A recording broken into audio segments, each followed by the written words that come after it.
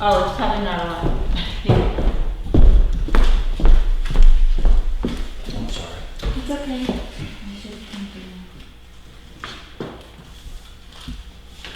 That's it. All right. Good morning. Friday, June 18th, the Tufton Borough Board of Selectmen's meeting. Let's begin with the Pledge of Allegiance. Pledge of Allegiance to the flag of the United States of America and to the republic for which it stands, one nation, under God, indivisible, with liberty and justice for all. Do we have any public input? I have none. All right. Let's move on to review and approval of minutes. First is the regular meeting minutes from Monday, June 7th.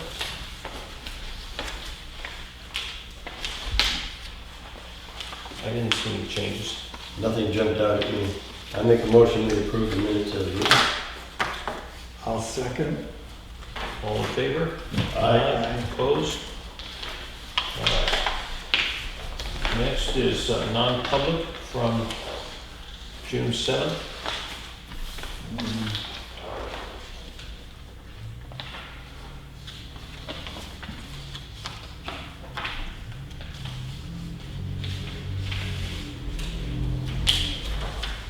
We do not have that. Yeah, next one. June 7th. It was underneath of the It's the next. transfer station package Yeah. in my book.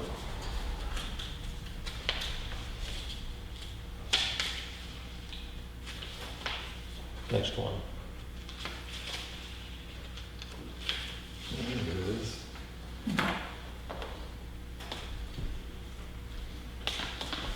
I'll move approval. I'll second.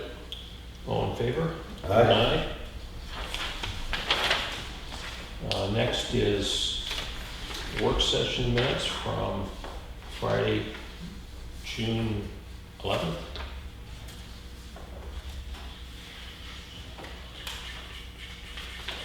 I'll move approval.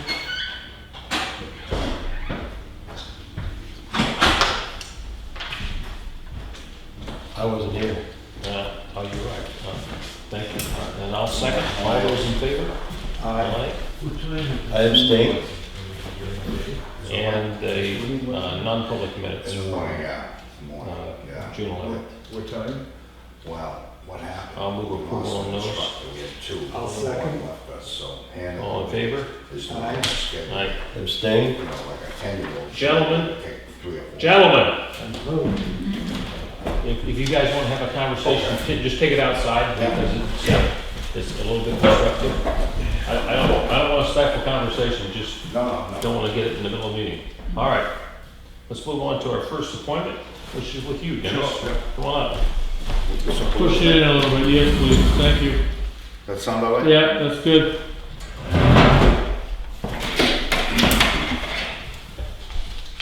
Is it summer yet? Sunday. It was last week. Sunday, I think it starts, right? Yeah.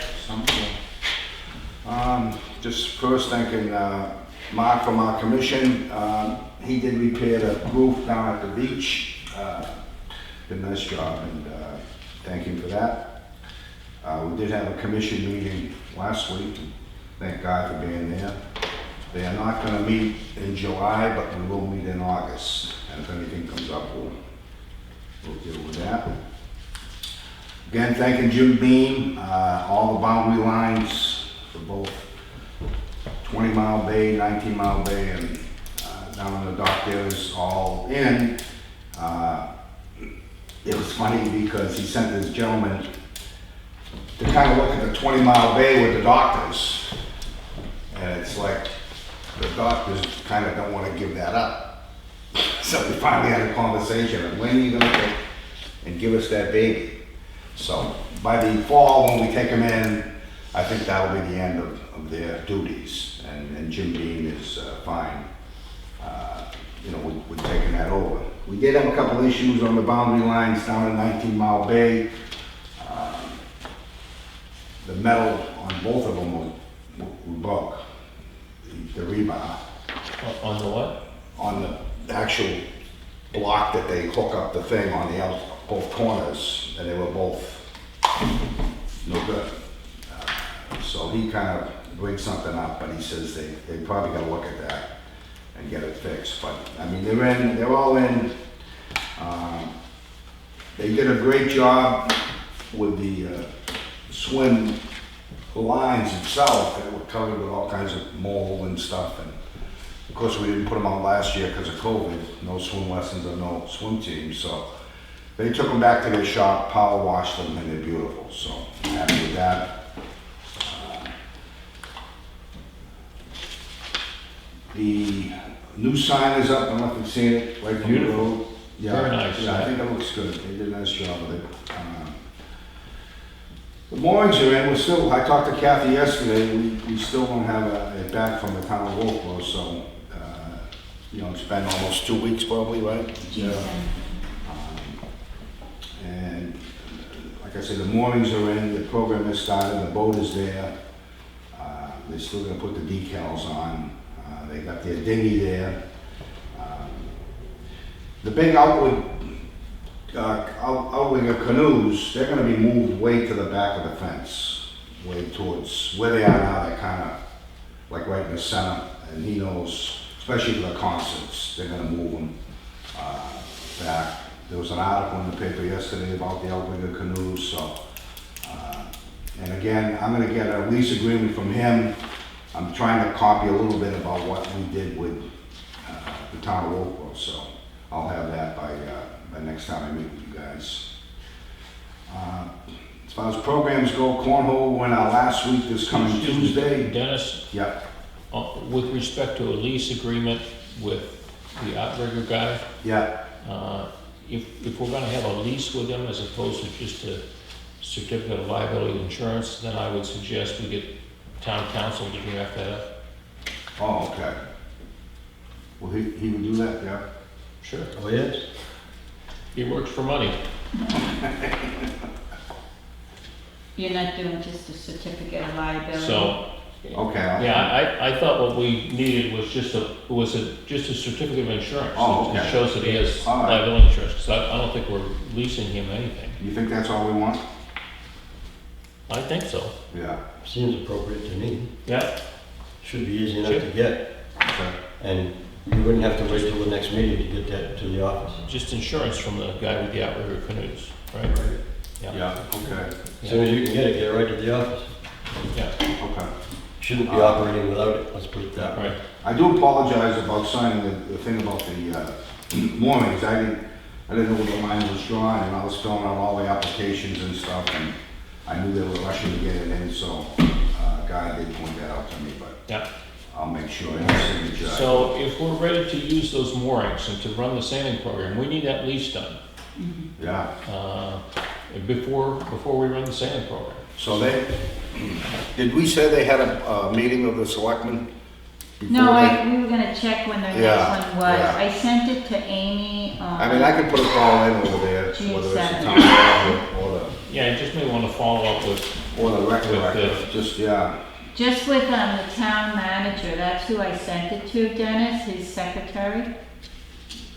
So he would be the one to sign that, Yeah, unless he's Okay. waiting to discuss it with the all selectmen. right, I'll give a call over there. Yep. Our cornhole league last week is this coming Tuesday, then we have playoffs.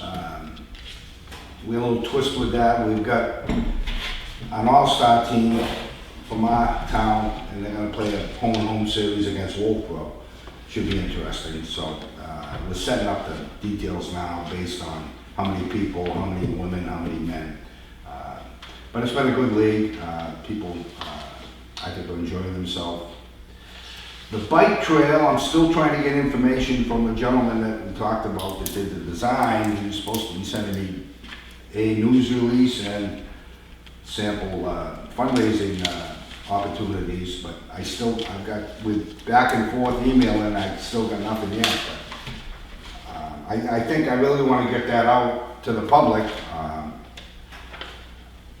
I'm a member over at Indian Mound, and I spoke with the pro there, and he's willing to put on a night golf tournament in the fall. to raise some money. It won't be a lot, but it'll be a start. And I think what we want to do is start getting people together that are interested in this bike trail and get them on the committee, and then start getting the word going and getting people to play golf. And I think we're gonna start somewhere. But $55,000 just, is not gonna appear unless we start recruiting it. So we wanna get that going and hopefully get the trail built by next year. We got a nice situation. The school purchased a volleyball setup that's $2,500, real nice one. Unfortunately, they don't have anybody to set it up. So one of our guys, Bubba Bowley, who's been a great help to me, we're gonna do it in the next week or two, on a weekend. It's a nice setup. So it's on our land, so that's gonna be a possibility of running some type of volleyball program. So I'm happy about that. It's out on Davis Field. Way out, I don't know if you saw where they have those portable classrooms with all the stumps. If you look at Davis Field, they have all those kind of classroom setting out there. So it's gonna be way out, right center field, more towards the woods. Really not gonna impact the field at all. So we looked at it, it should be fine. The Lake Coast, again, we're not starting that till July 1st. We do have 2 people doing it. The concert's 20 days away. I've had 3 banners made, one to promote the schedule and the other to thank our sponsors, so they'll be going up next week. We do have 3 vendors. Good Eats is gonna do the hot dogs, hamburgers, sausage. We got the Italian ice vendor, and then we've got a pizza vendor. So we've been getting, some good crowds. Like I say, some nights we've been close to 300 people. So we look forward to that. Swim lessons, we've had a curveball thrown at us. One of our instructors decided not to do it. I think she got a better opportunity. So we're down to 1. So I met with Hannah last week, and she's got the schedule of swimmers, and she's actually scheduling when they're in. So if I got 3 10-year-olds, I can deal with that, but I can't deal with 4-year-olds. So we need help. So she's gonna put the schedule together. For safety concerns, I'm gonna be there every swim lesson, just to have a second person there. So it's probably gonna be less. The 3rd session we had to cancel because she's going back to college. So she, again, is working with the schedule and information from new people. I direct right to her. So she handles that. As far as Old Home Days, again, the 23rd to the 29th of August, we do have a new event. We're gonna have the grand opening of the library on the 27th. That's a Friday night. They met last week. I offered to do either an ice cream buffet or make your own sundae, and then Brandon, our chairman, is going to provide, they have a fiddler on staff up at Camp Sentinel. So we'll have some fiddling music, and it's only, I think, for an hour and a half, but it will be the grand opening, and that'll be the Friday night of Old Home Week. Outside of that, I think I'm done. If there's any questions, I will get that certificate of insurance, and I will call over today on the lease. Having attended the meeting, I'm pretty much up to speed on everything. Sounds good. Yeah, I mean, the main side, I rake the beach probably every other day. I'm going down there to rake it, and you gotta do it. I mean, the beach that hits the water, not the big sand in it. And I think yesterday when I did it, there were 4 dead fish, so, I mean, you gotta stay on top of it. I don't mind doing it, it takes an hour. On a nice day, it's great, isn't it? Huh? Nice day, it's great to be down there in the sun. Fantastic. Yeah. Thank you guys for the job. So we did, not directly related to you, I did have a resident come to me about 20 Mile Bay Beach. Yeah. They'd gone to the road agent, wanted them to clean it up.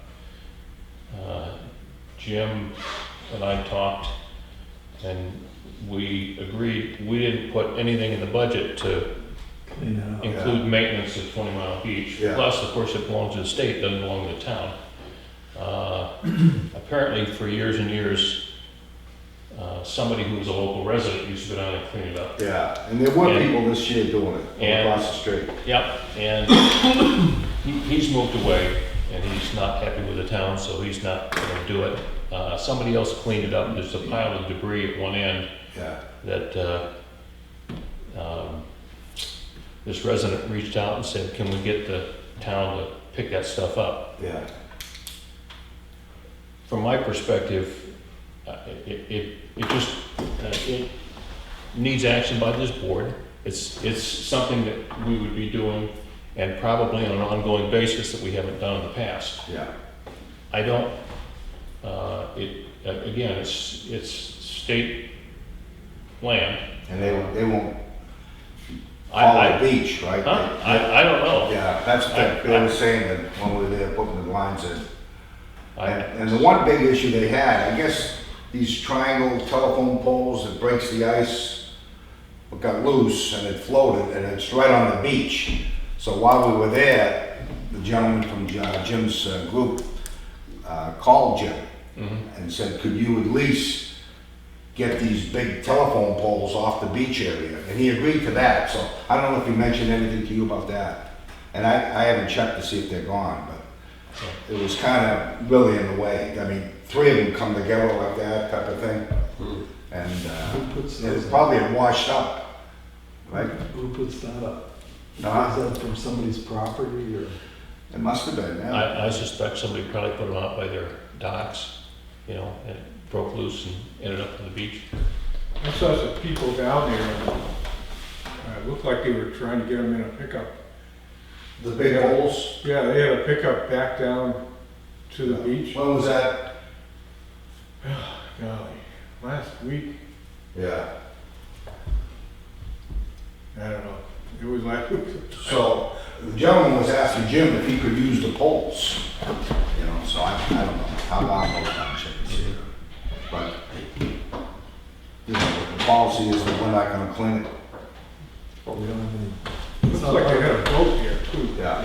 Part of it. Yeah, so, It's not a big swimming area, you know, it's only a small. right, yeah. So it's, again, as I see it, we got 2 issues. One is that it's a state land, not the town's, and the other thing is, we haven't made a provision for it. We can say, sure, we'll clean it up, and then, you know, Yeah. I think the advantage of that, well, number one, we do that sup yoga down there on the board on Saturday mornings, and we're gonna continue that. at 20 mile, Yeah, and the second thing is it's a beach where they can bring dogs, you know, so. right? Well, we'd certainly entertain a petition. And we obviously can't change this year's budget, but we can do something for next year, but we Right. need a lot more public input than Yep. just Okay. hands and butts and riff. All right. Anything else? I'm good. Yep. Thank you, Dennis. Thanks, guys. Okay. Yeah. Which one? Get some stuff.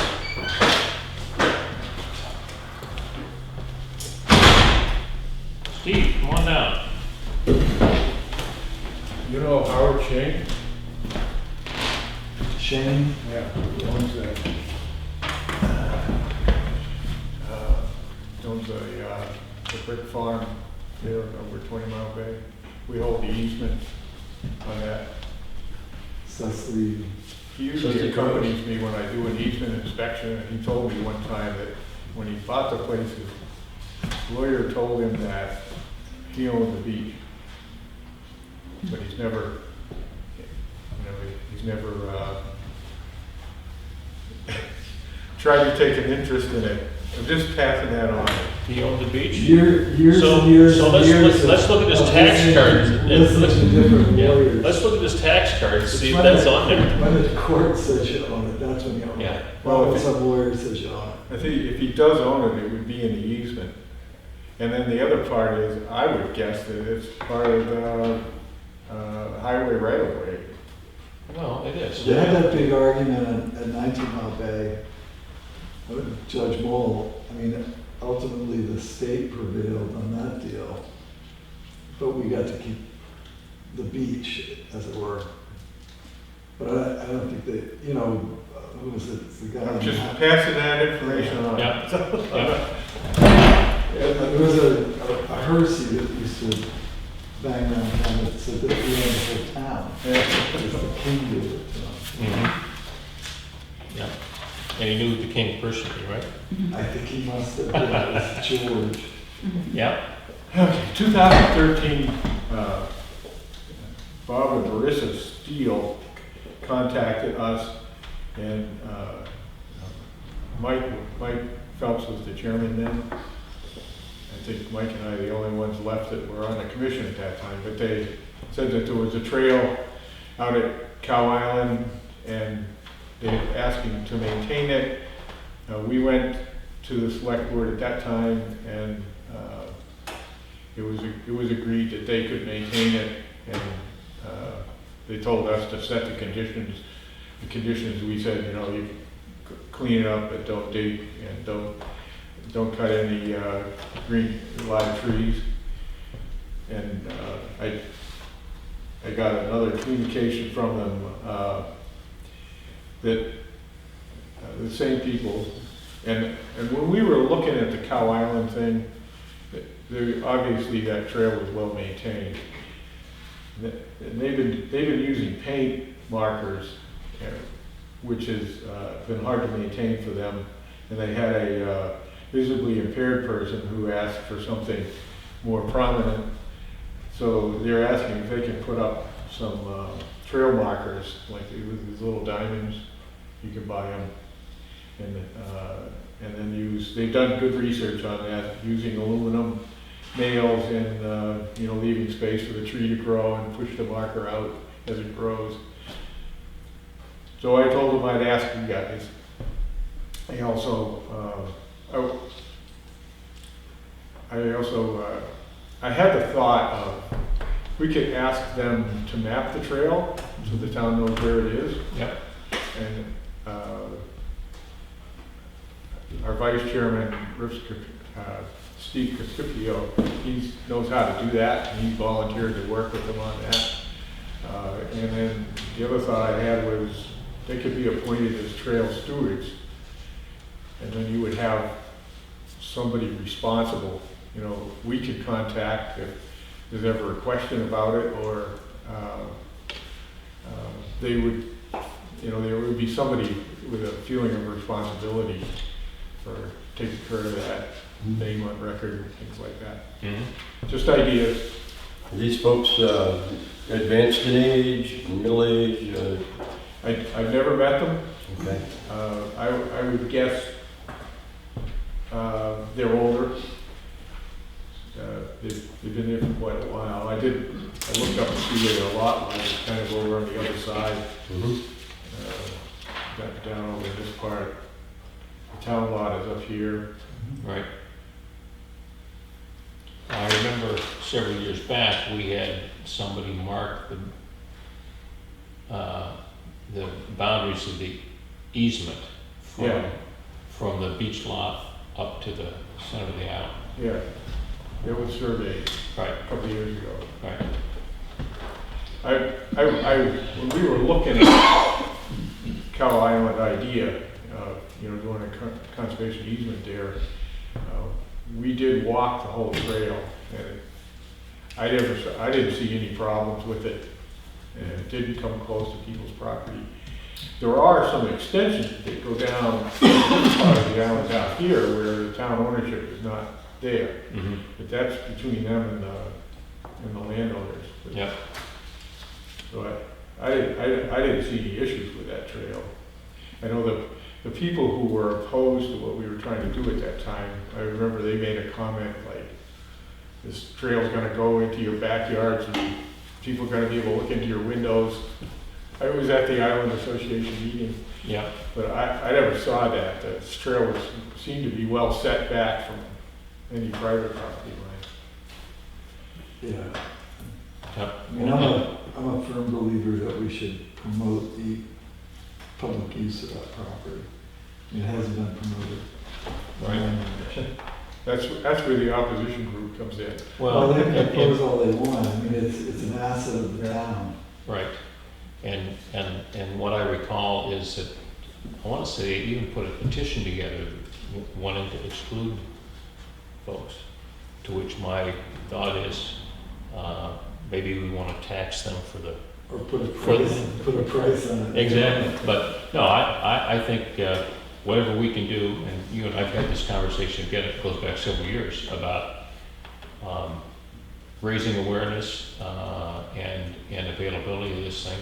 Having it marked, having a map is great.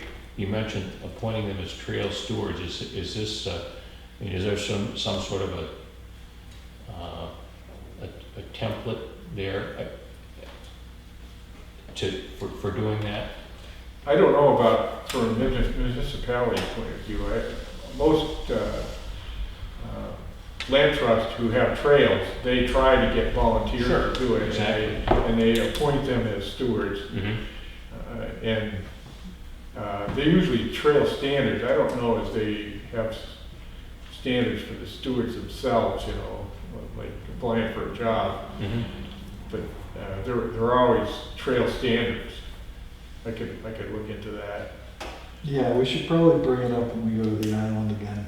Hopefully we'll go this year. Yeah, July 10th is when they're having their meeting, Okay. 9:30 in the morning. I guess we don't want trail policemen, we just want somebody to maintain the trail, which they're doing. So I guess I'd have to look at the language of this steward program to,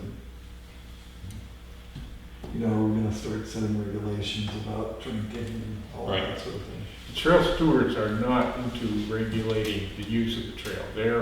Their responsibility is maintenance. And they're the eyes and the ears for whoever's sponsoring the trail. But yeah, they're not looked at as policemen. Okay. Might contact Larry DeGeorge, who was the trail steward. I guess I called for the trails up around the castle for a lot of years before he got promoted. Yeah. I think he'd have a good insight on what a trail steward is and does. Unfortunately, I wouldn't be the one to do that. So, were we gonna talk to Steve about, Sodom Road? We can, I think that's a non-public at this Yeah. point. I wanted to go into non-public to tell you about another opportunity that we're working on.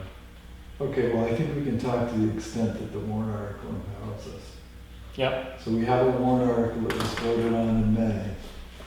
And I think that it's our belief, and the other two can speak to it too, that we put a date certain where whatever options are on the table either get exercised or we do what we had initially proposed in the warrant article, which was to raise money through taxation and either donations, et cetera, and subdivide property. So I know at some point in time we talked about 30 days, but I think we need to set a date certain. It's either going to be whatever other proposals are coming forward, or we're just going to move on the warrant article as it was written. 30 days Yeah. from, Well- let's pick a day. 30 days is a suggestion, okay? Yeah. So the key is we don't want this thing to just drag out forever. Right. I am aware that there's ongoing conversation between town council and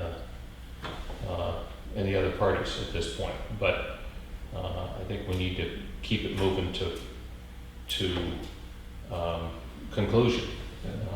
I mean, I put a date of July 31st on it personally, but we haven't voted on anything as far as. Moose Mountain Greenways is our potential partner, Regional Greenways. They are having a land meeting Monday where they anticipate voting to recommend that that land trust adopt a project. And that recommendation then goes to the board of directors for a meeting on the 26th. And I've been assured that they're going to approve it. then they want to fundraise from there. And I told them that we might need to meet a deadline. That's, Well, we're not, okay, just so that we're clear, we're not setting a 30-day deadline or a July 31st deadline on the Conservation Commission. We're setting a deadline on negotiation. all these other ancillary notions that are floating around out there.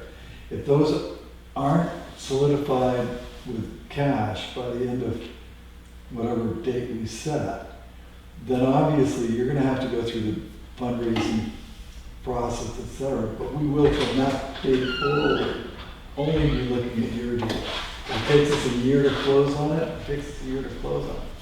I mean, it's just, right now, we're looking at 3 or 4 different alternatives. And I think the chairman brought up the word dithering. And we're not interested in dithering. We're interested in getting the deal done. You know, that's all. Yep. But we're not putting any So the, additional pressure on you to close your deal by the end of this period of time. so the owner of the property, or the former owner at this point, Right.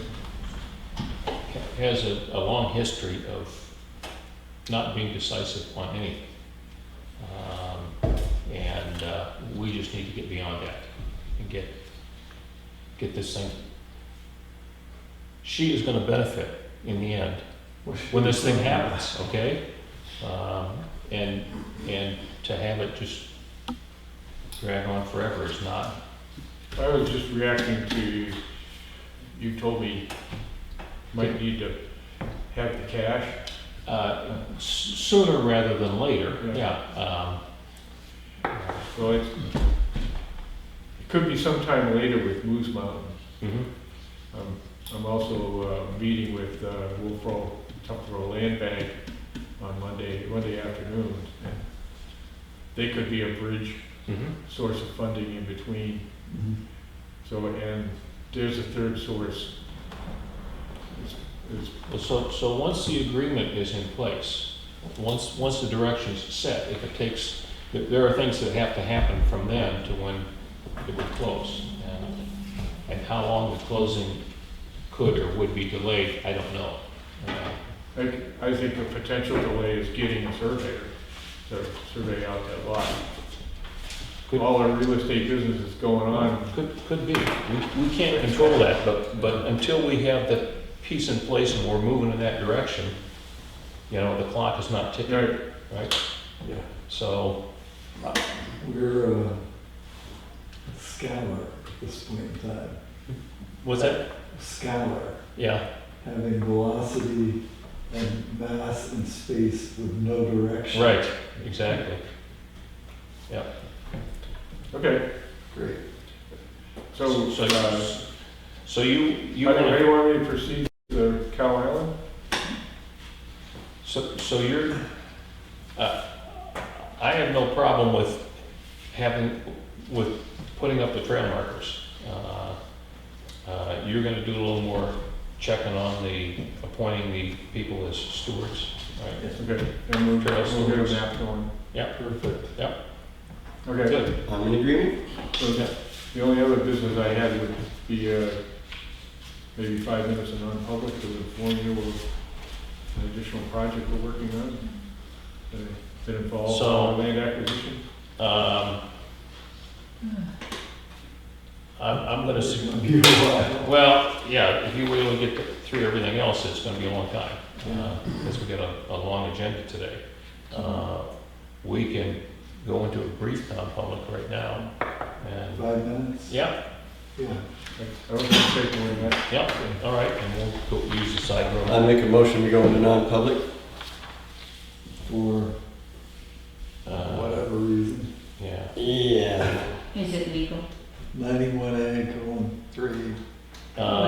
well, it's a potential acquisition, so it's I don't know, it's a contract negotiation or, Oh, okay. yeah. So, all right, so motion been made, I'll second. Marcus, yes. I'll be, Pike, yes. So, everybody else, we will return shortly.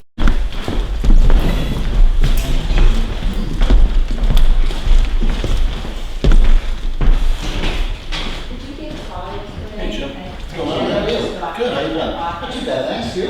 Good. Crazy as it can be, I'm sure as you are as well, just, you know, I'm really, really pleased. I hope, you know, well, I hope folks in Washington just get out of the way, because every single day I get a phone call, and it's another mega project in New England. I had one yesterday, I don't know the manufacturers yet, but they're expanding into Vermont. They need 80,000 gallons of petroleum just to run their operation and keep it up and running. Wow. I mean, it's big. I mean, it could be a Google type place, but it could be. And then I get a call maybe 3 days prior, and it's way up in Colebrook. And there's already a plant there, one in Texas. It's a New Hampshire-based company that makes the throwaway gloves, nitrile gloves. On the news this morning. Yeah, and I tell you, so they got a U.S. military contract, which is like you can't make millions quick enough because they're constant throwaways for the soldiers all over the world. And so they called me for. Oh yeah. Excuse me, Yeah. I think Kathy's recorder on the table is still on, which may be picking up your conversation. Got it. Okay. I shut my camera down, but I just want to let you know. No problem. Yeah. So what they have to do is they because the contract has some really tight deadlines, they're building an expansion, like a mega expansion, before they can fulfill the contract, because they already have contracts for the rest of the process. So I'm working with them on those type of facilities. You have to have a wastewater treatment plant on site before you discharge off site. And I imagine in Colebrook, I can't picture them having a wastewater treatment plant at the time, but they must, or they're going to environment. So this has to be a really top shelf plant, because you have a lot of water in the process. So that'd be great for their economy too. yeah, it really is. You gotta figure there's the equivalent of machine operators, because they were saying that there's stations, similar, like say the CNC, like maybe Pratt Whitney or a machine shop would have. So there's stations, and the nitro, I didn't really understand the properties of it, but it's Opposed? Just take a look. Larry, just one piece of news. The law wall easement, I've mentioned that in the past. Yeah. Rick has reviewed that. There's some legalese he wants to change, and 3 questions we're working on. We're trying to push this a little bit. There's a serious health issue with the donor. Mm-hmm. And, you know, if we can't bring that together in the right time frame, then we're probably starting all over again. All right. All right. That news. Thank you. All right, thanks. Thanks. Jim, come on down.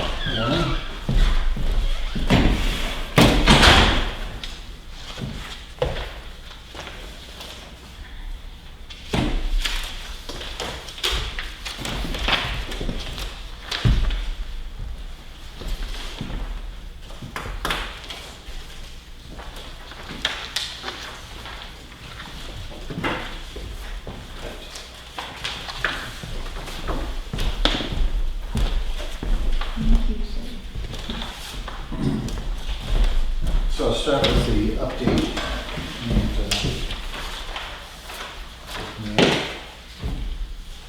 Since the last time we met, we've completed all the dirt roads in town as far as cleaning and grading them off. They've all been graded. Some of the bumps are starting to come back in a few sections on Lang Pond, but I think we just need to hit a few sections, not the whole entire road. I think we're past the rain period, so they should hold up pretty good after that. The swim lines have been installed in 19 Mile Beach, 20 Mile, and Melvin Beach. The road prep for Dane North Line and the top section of Federal Corners was completed, which included trees removed from the ditch lines, excavation of the ditch lines.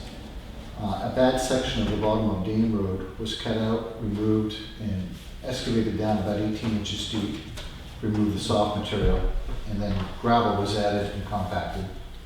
Bad section of the bottom of Brown Road was also, we cut and excavated out a large rock, and then we brought in gravel and compacted that as well. That was kind of like, we didn't know about that one, but it raised up a lot this spring. It had to be done. So all areas on all 3 roads that were, that have been raised, we excavated out, and we cut them, we excavated out, and found rocks and a few stumps. We've removed over 50 rocks from the 3 roads. All 3 roads have been paved, and Dane Road now has the top coat on it, so it's almost finished. We do have to put a little more gravel on some of the driveways, and then we gotta get a price. I have not got a price yet from Carol to do the gravel edges. Still waiting to hear back on that, where we're at. I haven't got a price for what they've done so far either, so I'm waiting to see where we're at on that whole part of it.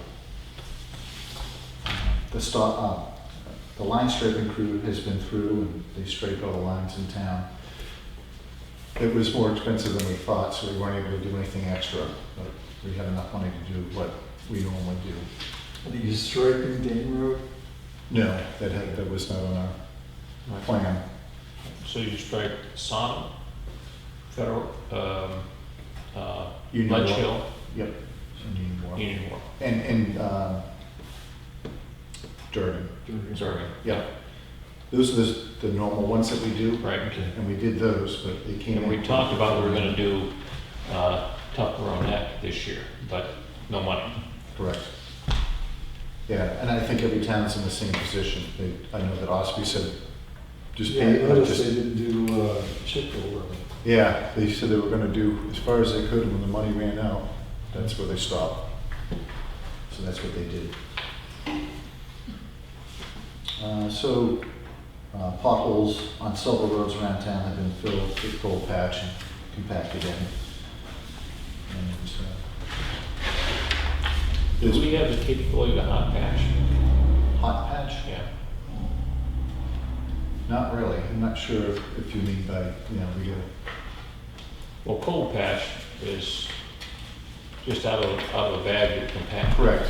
So hot patch, I mean, involves something that actually has heated asphalt that's shoveled in and compacted. So we have done that in the past, where we went down to Pikes in Rochester. We got a 6-wheel load of the hot batch, and we brought it back and did that. Currently, we don't have a chute in the back of any of the trucks like a cold chute to dump it out through.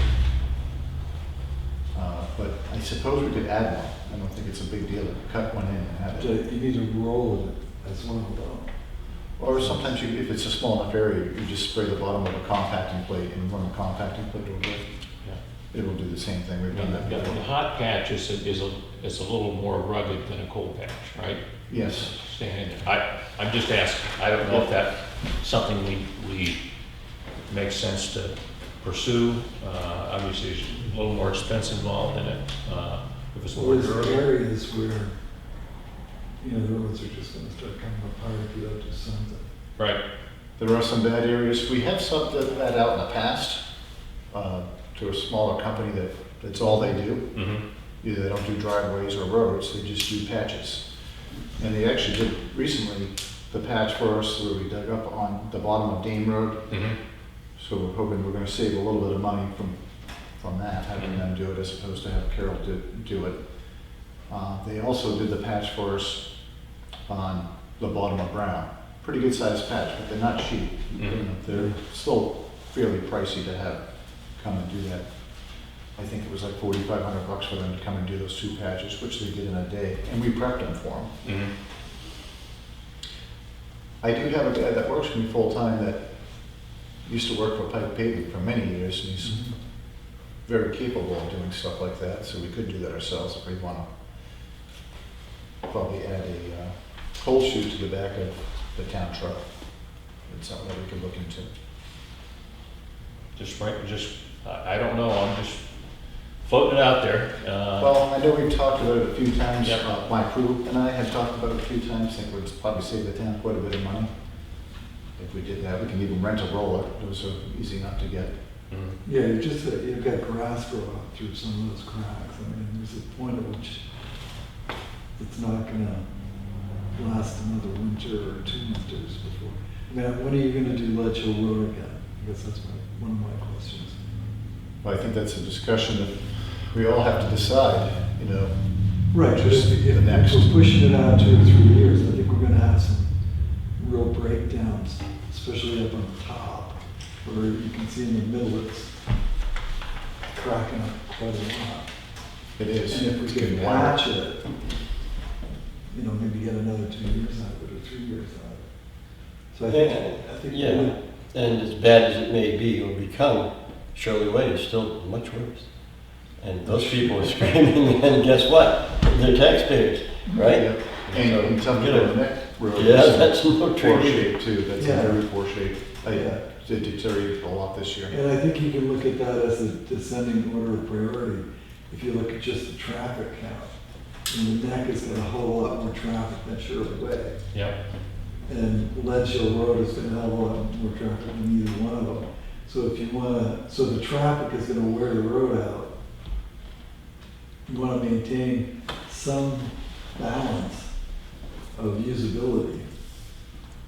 I guess my opinion on that is that a taxpayer is a taxpayer is a taxpayer, and everybody deserves to have a decent road. And if we keep putting these off, they don't like it, and I don't blame them. I'm not, yeah, and I appreciate that. But Good. you having been a member of the budget committee and now a member of the select board, understand that our resources aren't limitless. Well, They could be less limited, but they are not limited. my fervent hope is that with the completion of the police station, we can now turn some money and increase our road budgets even more. That's my fervent hope. It's Yep. live in Yeah. hopes or die in despair. It's, All right. subject for ongoing Are you discussion. still doing tree work? It's been on hold a little bit while Shane gets his other stuff caught up, but it's gonna happen again shortly. Which there's plenty of trees that need to come down. Yeah. If you've noticed how bad, Now that the leaves are all up, you got a lot of them with no leaves at all. Yep. It's pretty obvious what's going on. yep, they're everywhere, unfortunately. Okay, I guess you guys would like to talk about Wilmer Road today? Yep. That's the next topic. So what I did was I listed the different levels and remedies and that could be taken regarding Willen Road. You know, Willen Road's, the section of Willen Road that we're gonna maintain is the steepest section in town and therefore the hardest to maintain. So I think we gotta put a little effort into trying to make that easier for us to maintain. The selectmen obviously will make the final decision on how much work we should do, well, what will be done, bringing the level of road to the standard needed. Ideally, we would install catch basins and pave it, but that wouldn't be fair. You know, that'd be unfair to ask the residents to pay for that.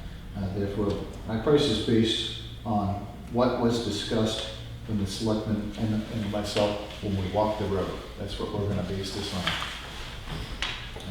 So basically, I really, scope of the project is improving drainage, preventing washouts and material migration, improve sightline visibility at the entrance, add gravel for surface, on the surface of the road for grading and crowning, remove trees and limbs that are in the way of plowing or ditch line.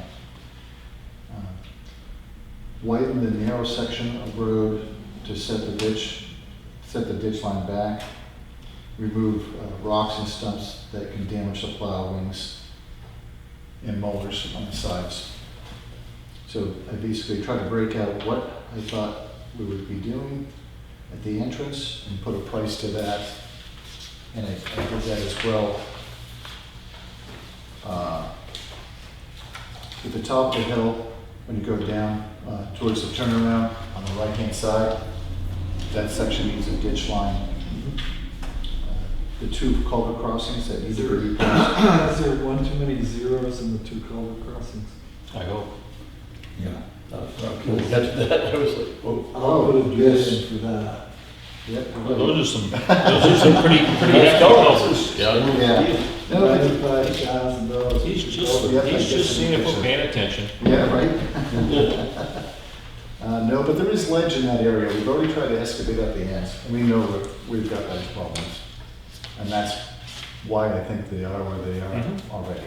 But nonetheless, it needs to be addressed, and today we have the technology to be able to hammer that stuff out. And see, the culvert crossing at Ken Podson's driveway, that carries water across from two streams. I think we need to address that.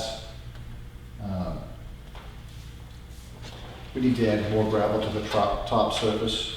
I'm guessing it's about another 12 loads. We put down quite a bit last year, but you can already see it wasn't quite enough.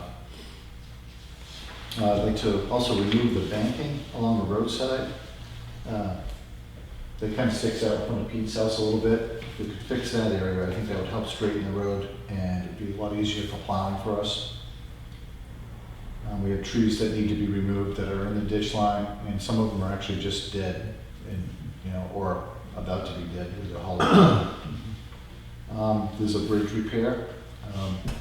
It's a stone culvert that's in there, stone culvert bridge, which is historic. So it does need to be repaired, and maybe at that time I'd like to extend it a little bit. That'd be the time to extend it. So, all these come up to about $55,000, which is what we talked about earlier. That's the number I'm coming up with, Jim.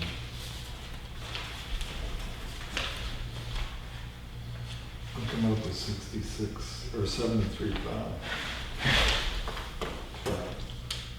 It doesn't matter. This is the work that, what we have is 55,000 that we're gonna be able to put a, what is it? Betterment. Betterment on. But obviously, we're gonna have to spend whatever it needs to get it done. And we had 20, was it 20,000 that they gave us originally? But that was donated?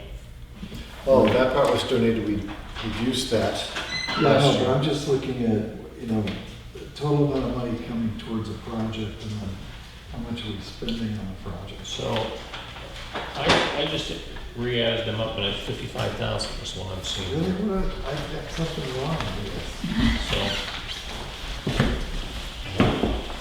Okay, 2-1, you guys win. well, I'll go back through it again. That's still, But again, if we want to add something or delete something, you guys have the ability to do that. right. and So- these are so what- estimates. From my perspective, what we want to do is we want to spend this $55,000 in a way that best supports maintenance of the road. And if there's additional work that needs to be done beyond that,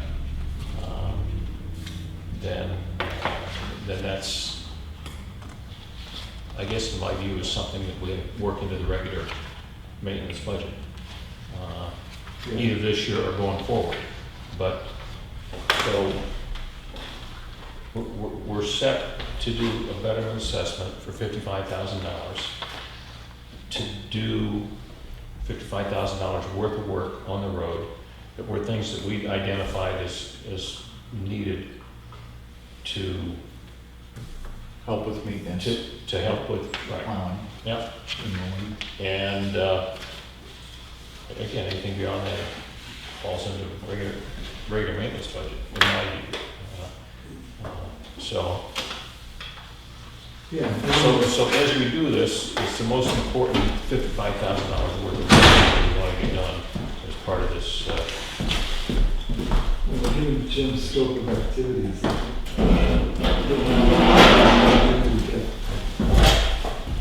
this stuff, Yeah. as opposed to any additional work as well, because it isn't, it's the only project in town. Right. It was fun.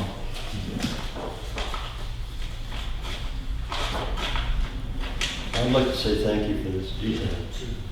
Oh, If everything you did was listed in this detail all throughout the year, I understand you'd be swamped in paperwork, but This really makes it easy to justify to anybody that wants to know. Good. Thank you. Obviously, we got this somewhere in computer land. So as you do the job, just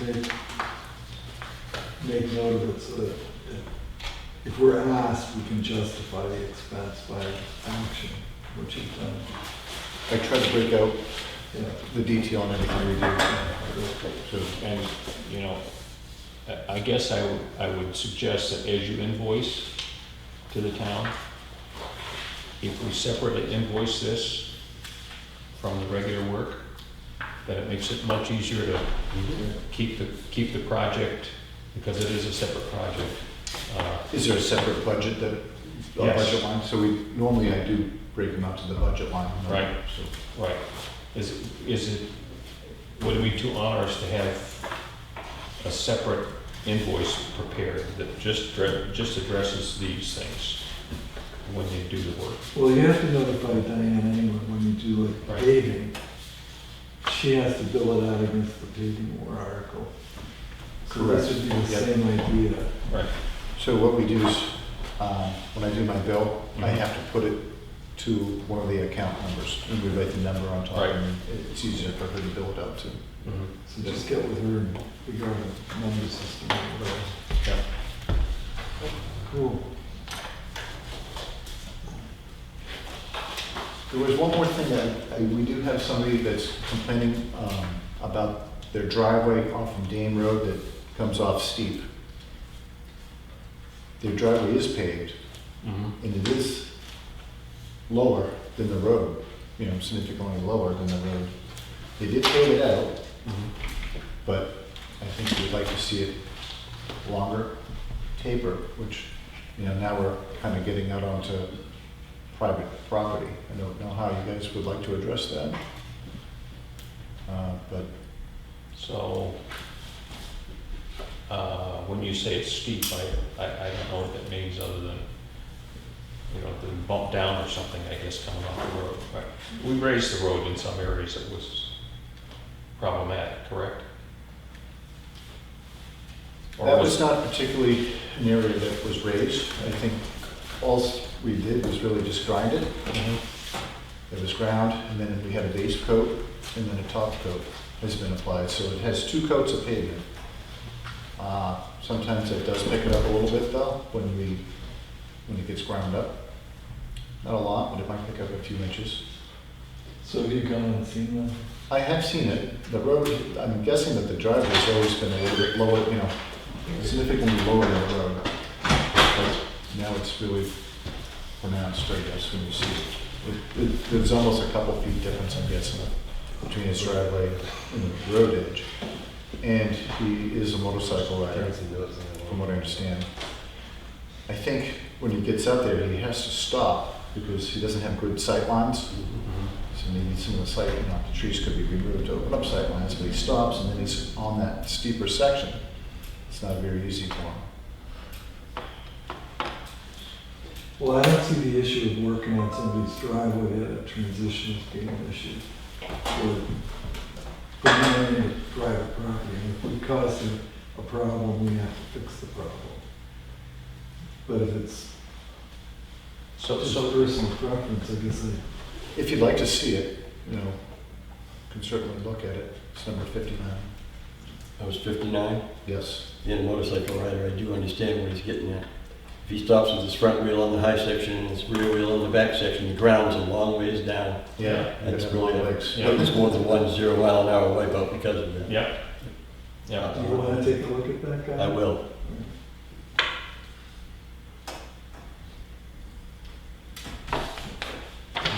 Yeah. Hey guys, I don't mean to interrupt, but I don't know what the normal procedure is. If I had just something for 30 seconds on Willand, am I able to share it, or is that for another time? And I'll leave that up to you. Are you a resident of William? Yeah, I lived for 21 years. I live on Willand. Yeah, sure. Yeah, okay. I'm Pete Palladino, and this will make a heck of a lot more sense. And I made some copies, so, oh shit, if I lost it, I lost it. Okay, let me leave that. So I live on Willand, right where, and Jim knows it exactly well, So on one of the corners, I'm at 11, which is the second house on the right, and it's the one area where you don't have clear sight. It's the only area where you don't have clear sight. It's just the Boston's, that's on their property right across. And right where the culvert is, there's a couple of reflectors. So what I did, I walk it all the time, so I went out there and I can see where you can't see it from the bottom looking out. And then I can see at top where if a car's coming down and you're plowing, where they can't see you either. And there's something you may or may not have considered, and I just want to share it. So what I did, I put out a couple of stakes and I said, okay, I can't see right here. Let me drop to 3.5. Let me get in my Ford Explorer and lift my, still can't get as high as the truck is, but let me simulate that the best I can. And what I did is I did a quick video and a few shots, and I said, now let me measure, when does sight come in? I'm still on the bottom sight coming up to the corner. And I noticed there's the pole and the large tree on my property. They're literally at the point, the bend point on the opposite side. So I said, okay, we've got that, and I proved that from the top. They're on the exact center of the bend point. I would say lack of viewpoint. So from the bottom, it's 65 feet up. From where I am at my culvert, or the markers, it literally is 65 feet. I'm still going up 65 feet. It's like, bingo, I can see.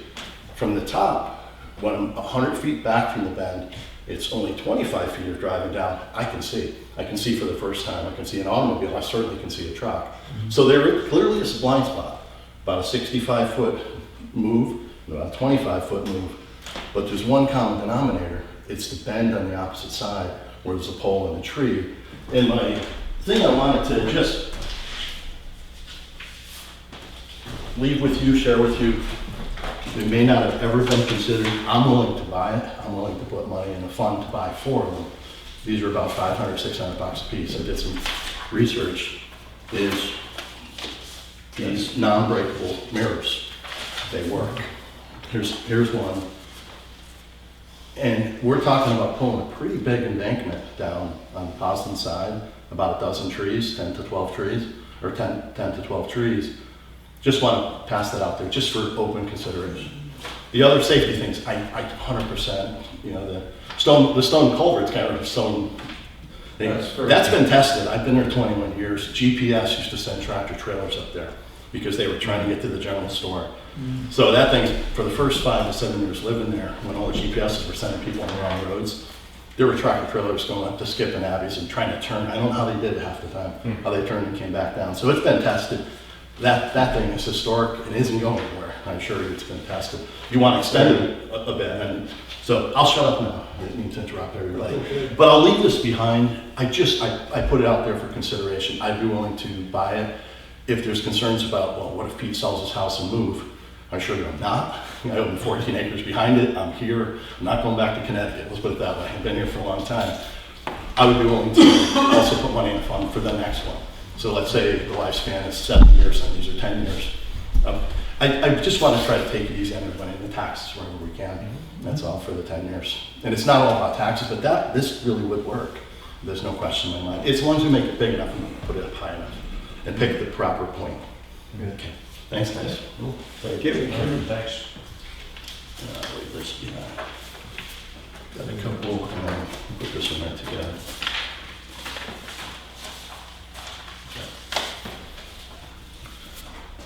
Pass that around. And this is just what I talked about there in that pack too. Okay. Thank you. Yep. Sorry about the interruptions.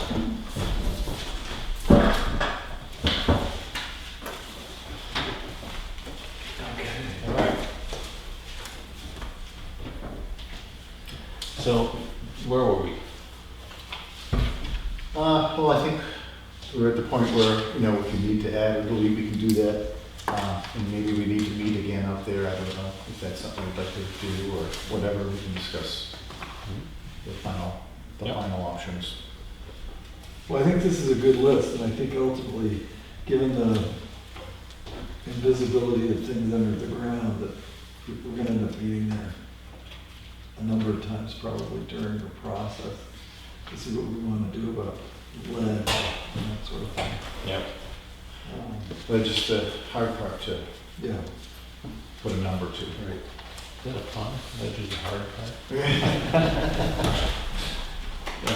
And then I guess we're gonna get back, the guy is gonna look at number 59, and Yeah. then we'll talk about. I'm gonna go immediately, actually. Yeah. After the meeting. It's right close. Okay. And then we haven't answered, and don't know what to tell him yet, so I Yeah. haven't said anything yet. Okay.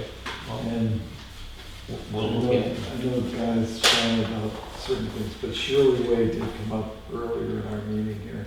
What are we doing there? Well, we're probably gonna continue along with the drainage and culverts. The one thing I need to do is I need to see where my budget is, which I need to see where, we come back with numbers for road prep and the paving, all the paving that's been done, and the gravel. I haven't got those numbers yet, so when we get those, I'll know where we are, where we stand, we'll see what we have left, and we can address it from there. But I can certainly keep you guys aware of what we're thinking, our intentions. Well, and we did talk specifically at town meeting about we were gonna continue doing what we could to improve the situation in Shirley Way, short of the paving this year. So I don't know if there are additional culverts that we need to get to. Anything you do to improve drainage is gonna help immediately and for future repaving.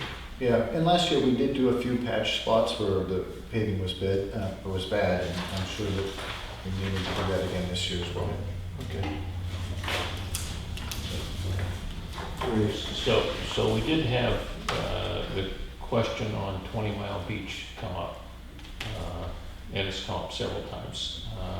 So somebody has, I guess, in the area has raked it, or cleaned stuff up. There's a pile of stuff, and I was approached about, well, can we get the road agent to pick that up? So my question for you is, I know it's state property. I know the state does maintenance work, cleaning stuff up along the roads. I think it's just a big pile at one end of the beach. Any chance that they can pick it up when they're around picking up trash and other stuff?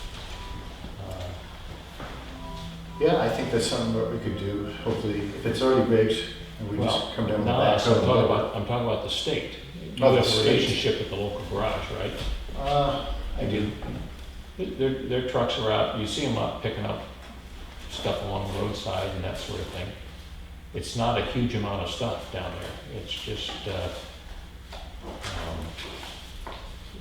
is it worth a question to the guy that runs the garage over here to have him pull that stuff that's already been raked up and throw it in the truck? Could certainly ask the question to see the response is. I'm not sure Right. how he'll respond to it. I'm sure they're busy and underfunded as well, but, Yeah, we all are. yep, but I'll ask, Yeah. that's no problem. Okay. Anything else for Jim? All set? Okay, great. You got plenty on your plate. Always. All right. Thank you. Thanks, Tim. All right. We're up to the library project. Library? Police facility project. I'm going back a couple years here, Brent. Come on up, folks.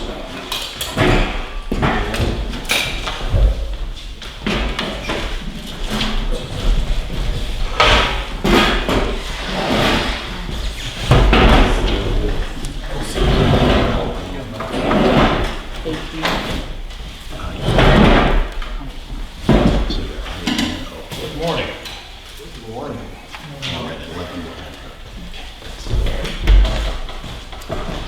We got a big pile of paperwork that came in. I know you spent some time going through it this week, and I didn't have the opportunity to, neither did Guy, I don't believe. No. So, you want to lead off? Sure. I guess I'll start by asking, what's the plan? We got $1.7 million for a warrant article, and you guys send back a price of $1.8 million. That's not gonna work. What's the plan? And that doesn't include the soft cost again. That doesn't include the soft cost Yeah, again. so we shut it down? Is that the deal? We had a 25% increase in the trust costs. I'm seeing trust costs costs coming down now. Seeing lumber prices coming down, I don't think plywood's ever gonna come back down. But what's the plan? We don't have another $80,000. So whatever the difference was, I think 84,000. No, if you put in the soft cost with the, Well, that's without the soft cost, I apologize. yeah, I understand, it's, you really need to, with the soft cost, it's about just over 2 million, Yeah. so. I mean, I can nickel and dime you on the bids that you put forward and the programs that you put forward, but I think it's sort of it's just me being being a jerk, but, I mean, there are items on there that I think are totally ridiculous. But if we're not gonna get to the number, what's the point of arguing about the specifics? That's, I guess, my position. And I don't know, not to belabor it, but I don't see the soft costs going anywhere but up if we decide to redesign at this juncture. And I'm not sure we can redesign having sold the plan and the money to the town citizens. They voted on the deal, and now we can't accomplish the deal. And if we were to say, okay, well, let's make it this much less, well, that's not the deal they agreed to, so we'd have to go back to the town for that approval.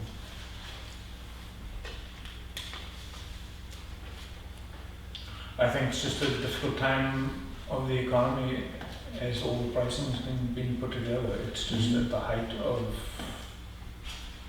circumstance.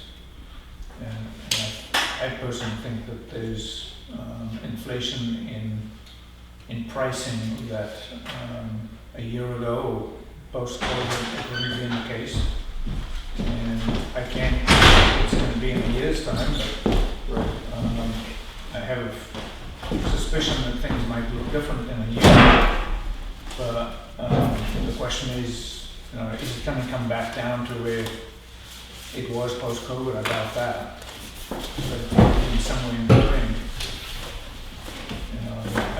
I think lumber's starting to take a turn, which is encouraging. Mm-hmm. But I make the analogy of post-COVID, we paid $38 or $40 for a sheet of plywood.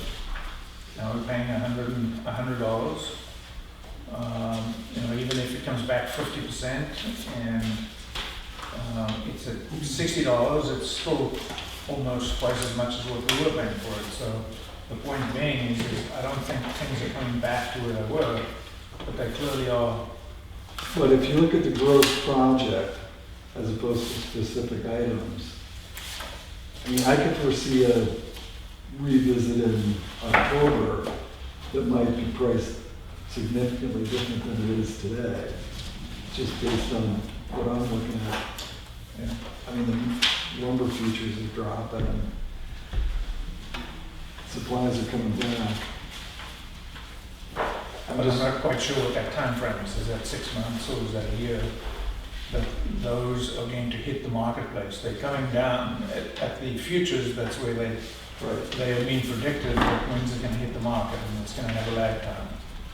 So if we went out and started a project tomorrow, we're buying product that was purchased at the lumberyard 6 months ago. Right. And so we're still going to be paying a higher rate. So the question is what's the optimum time to reinvent the wheel and go through the exercise again and see if there's a change in the outlook. But from a vendor perspective, the availability of vendors this spring has just been horrible. Yeah. And I don't know if that changes come beginning of next year with what's happening in the marketplace. But frankly, labor rates have gone through the roof, and just every day they're getting more and more. So it's been a challenge. And I get it where you guys are. At the same token, we don't have a heck of a lot of money in this, and we're not necessarily prepared to be donating $200,000 to the project either, so, it's, It has to work for everybody. it has to, and at the end of the day, if there's an ability for us to find some compromises, if your number is 1.7 and we're sitting at 2 million, are there some ways that we can get $300,000 out of the project? And does that mean it's nickel dime across the board to get there? But they're no large chunks anyway. Yeah, I mean, I looked pretty hard and fast at all the bids that you accepted. I didn't spend any time at all on the ones that were rejected. But I don't see even dissecting those coming up with 300 grand. It isn't happening. And I mean, personally, I don't see the point of building something that's substandard just to satisfy a warrant article that we can go visit again in March of next year. Yeah, I mean, I think the two numbers that we never had pricing originally, and then probably the two most volatile prices out there today. I think the electric price we got is more than it needs to be, but we don't have anything else. But, you know, even if it's you know $40,000 or $50,000 more than what it should be, it's only $40,000. It's only $300,000. And the other one was framing, and you know, framing, even if it's $20,000 more than what it should be, but it, you know, now you're only at maybe 60 or 70 grand, but we need to get $300,000 out of it.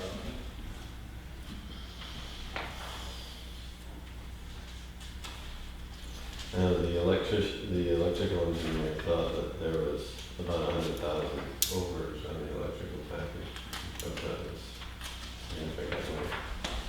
Well, there's some aspects of the electrical package that seem a little off to me, but I mean, that's just pieces. You mean from the design standpoint or the pricing? Design. I mean, I just want the security cards that they flash. If you push out the expense on that, it's $6 grand a year that you're paying to somebody in the clouds. Well, 10 years from now, you spent $60,000 on,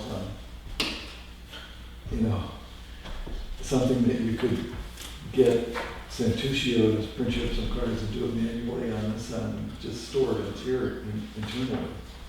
Yeah, that's how it works. He's doing all the cards that people wear on their necks at the county and in a number of different towns, and not doing that cloud storage at 60. Yeah, I didn't look at the cloud storage, but that's obviously an ongoing cost, it's not a construction cost per se. No, I know, but it's a construction cost to the extent that it's causing ongoing expense. So that, I mean, it's items like that trouble me. It troubles me that we don't really have great access to the mezzanine, but that's just a design issue. We don't have. We've got two major heating systems, and we don't have a commissioning budget, which I think is problematic. It's stuff like that, but I'm just dancing around. I mean, I can get animated about portable or temporary phones. I mean, empty your pockets. Every one of you's got a cell phone. I don't want to pay for a temporary phone. Clean up. This electrician that's getting an enormous amount of money is going to clean up after himself, as is the plumber. So that $4,000 or whatever's got to go away. But if those items aren't getting us to where we need to go, you know, that's just me bitching. So. I guess one thing that would help is the number that was given prior to the vote. Before soft cost was 1.67, and that's effectively gone up to 1.367. I think. And what are the major contributing factors to that? 'Cause that's 3 or 4 weeks. Yeah, so from before the vote to this current set of pricing, everything that is included in that pricing was the framing number. The trusses went up from 25%, the windows went up 8%, and the electrical, that was the biggest number. The reason why, or at least the way he explained it to me, the reason why his number is so high is because the way the print is drawn, the main line is going underneath the building. You cannot have that by code unless you have a gigantic shut-off box in the front of the building. So he actually went around the building to get to the back side. So a lot of that is a long distance to go around for underground wiring. So that's, So you can't bring conduit underneath the slab? unless there's a shut-off. I guess that's, he explained that to me, and that's code. For the main electrical. So the service entrance is on the back, is that right? But the underground from the pole runs underneath the... Correct, underneath the slab. And in order for that to go underneath the slab, according to the electrical sub, is they have to have it shut off in the front of the building, so that way they can stop it from going underneath the building in case of emergency. The other option is to go around the building. So that's the way he explained it to me. And personally, I think there's a potentially big savings in the electrical.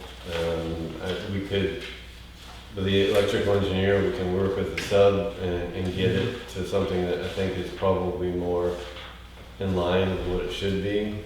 It's still not going to be what it would have been 2 years ago or whatever, but it's not. It's unlikely that it's going to save more than $100,000 at best.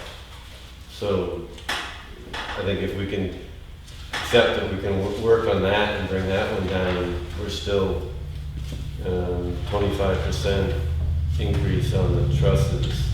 I don't remember what, I mean, it seems to be that was about 10,000 or so. Yeah, it's just under 10,000.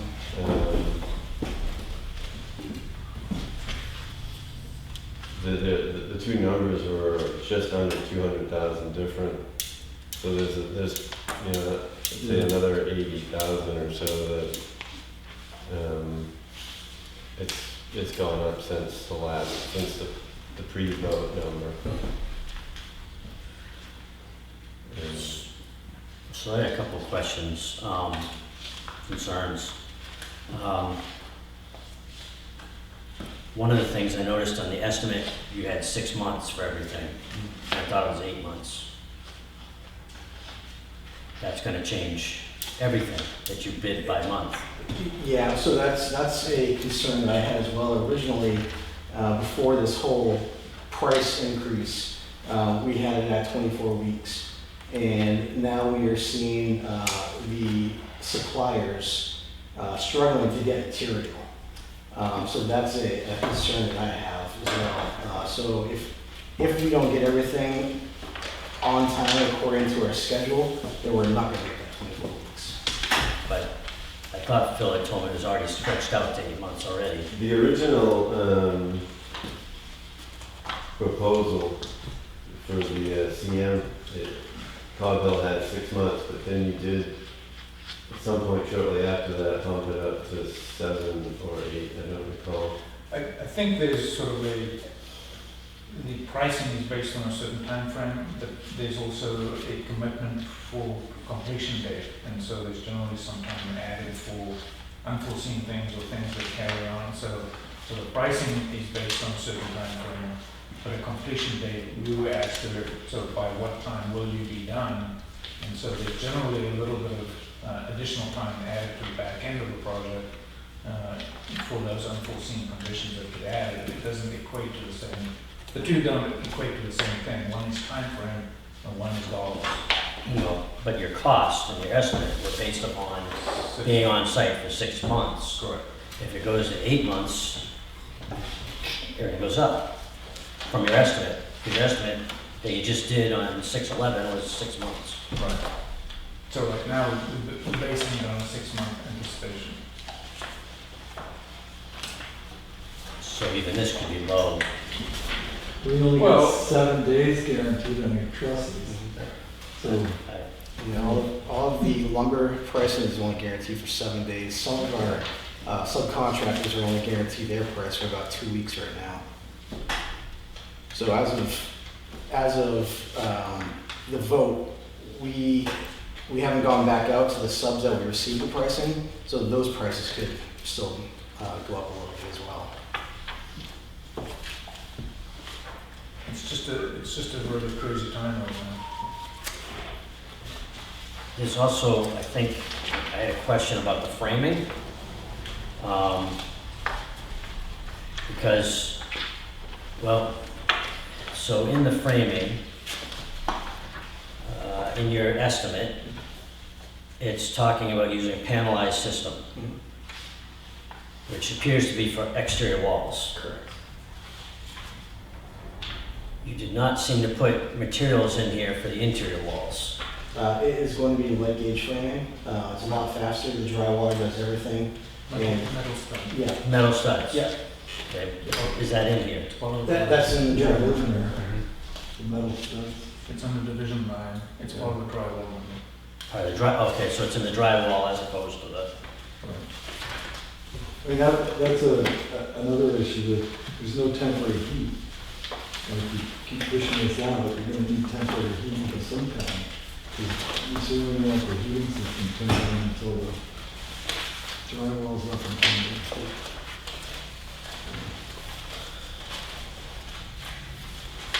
And it just goes on and on. And I didn't notice, Phil, whether the concrete was bifurcated or trifurcated. You got one guy doing the foundation, and somebody else doing the slab. Who's doing the pad for the generator and the basis for the lighting, the exterior lighting? So we carried one company that does all of that. Okay. So there, one company is going to be doing the foundation, the slab, and the concrete pad, and the walkway in the front. Okay, who was it? Because I looked at the East Coast and thought you were looking at the East Coast for something. So is this the concrete guy Dawson? Dawson, no, that's one of the guys that gave us a price. He gave us a lower price. However, he has a smaller crew, and the other company does a little bit better work. I'll put it that way.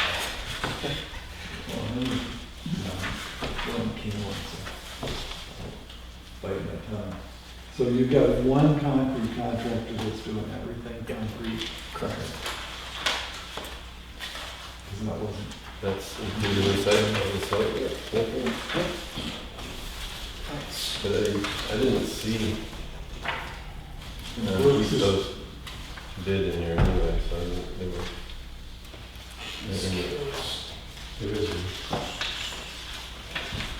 I didn't, this is the packet that we gave you. Yep. I didn't print off the stuff from the Dropbox. I may have forgot to add him to that one. Alright.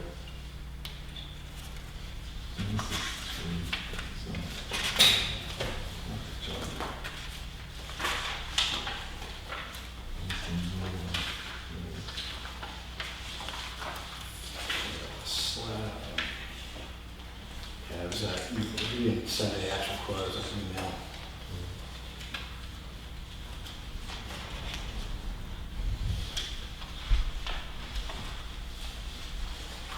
so. Yeah, I'm showing East Coast on 6/11/21, page 4.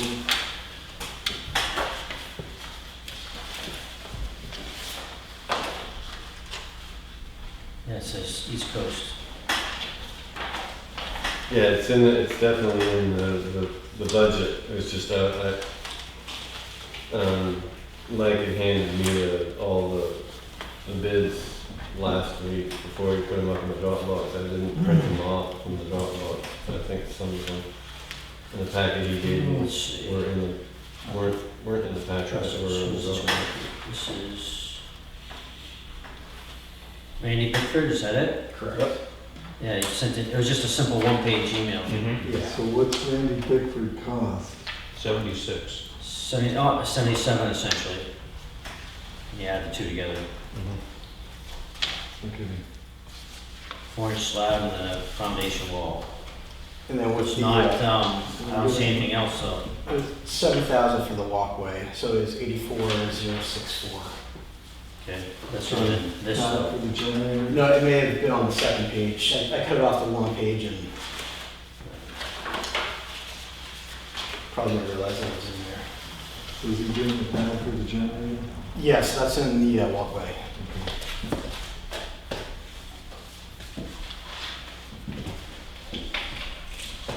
Alright, what was this about? it was 10 grand.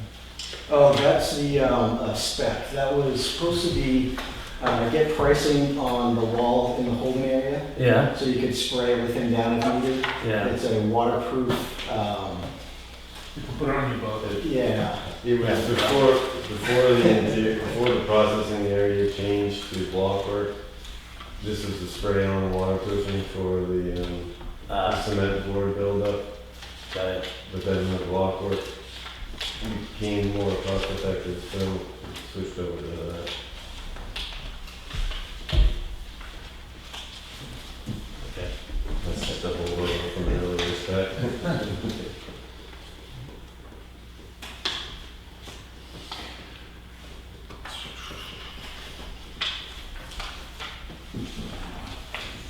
And I guess the other question I had is, I saw some of the bids specifically said freight not included. Was that in your bid, in your estimate?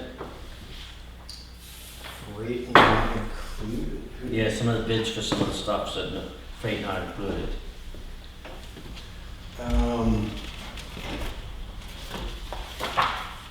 My concern is that there's some costs that we might not have captured. And Yeah. No, typically, we always ask them to carry freight, so I probably didn't catch that if something does say that.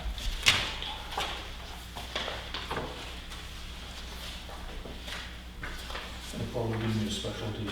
it might be in some of it, might, well, because some of it might have been in the installer was picking up the freight. They might have included that in there. It's possible. I didn't catch that, so I don't know. But in some of the materials anyway, it says freight wasn't included. So, at least I saw at least in one or two, I think. Yeah, and it's possible that I did not carry that supplier. And that's another possibility too, but. I'm not 100% positive.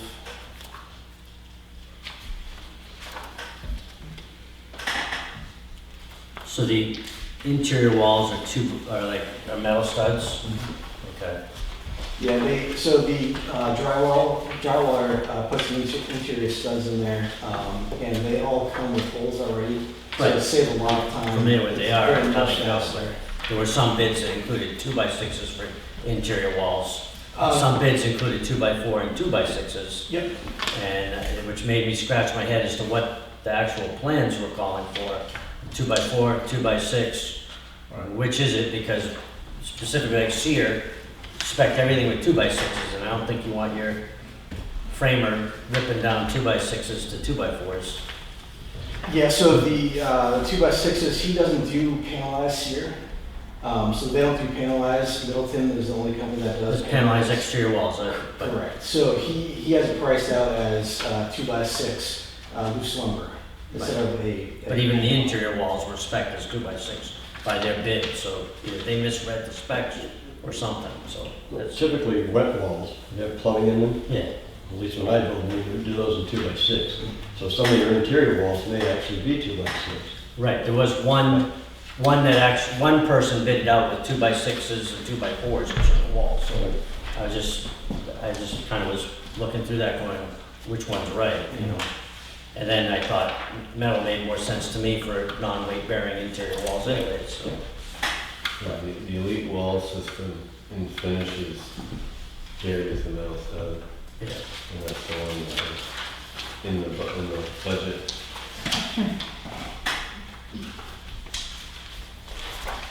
And I'm looking at the capital budget that we've got, or sent, which was $1,867,000. And who's putting the shingles on the roof? The framer. Really?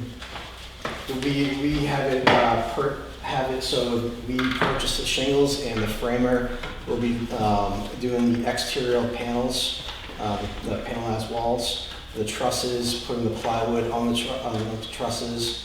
They'll be doing all the exterior siding, trim work, the shingling. So that's 90? Yeah, it's Matei. Yep. I thought I saw GNR. So Matei came in less.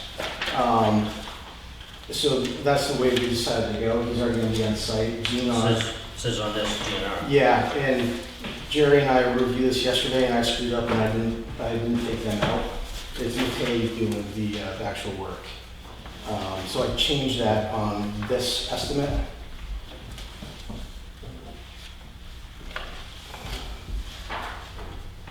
So it has Matei doing the shingles, and then Sear is providing all the shingles.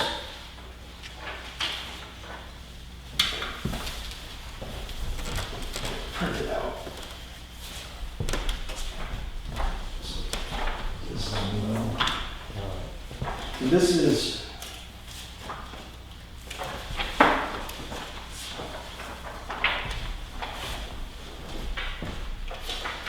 This is updated as of yesterday.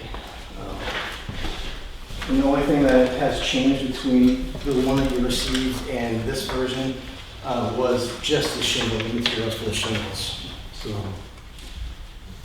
in the $1,860,000 number, Matei wasn't installing the shingles. Correct. The version that you had printed out, it was So it's an GNR. additional $18,250 to install the shingles. It actually should have gone down. It didn't. So, well, the bottom line went up $200, but that's probably some other changes as well, right? Correct. Yeah, the shingle went down $11,000. Well, How,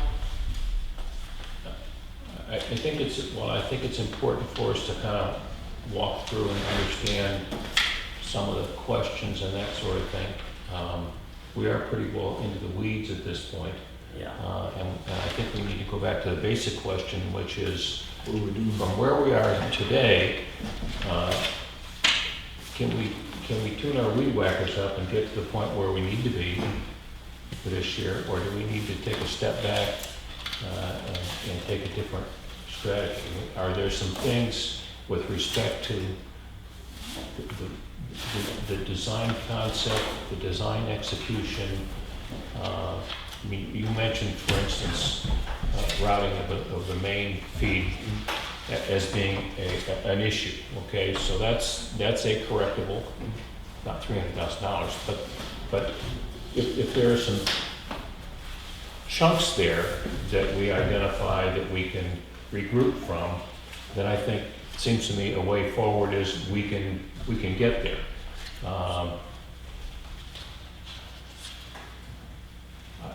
I'm not prepared to just throw the towel in at this point, but I do think that we have some serious heavy lifting to do to get from what we know is the situation today to where we can move forward with the project and complete it with an expectation that it's doable. A major redesign of the building at this point is that I don't think that's on the table from our standpoint. Are there tweaks, adjustments that can be made? We're looking at the suggestion that some of the material cost increased slopes are going to moderate. within a few months. So that could be a factor. That's not $300,000, right?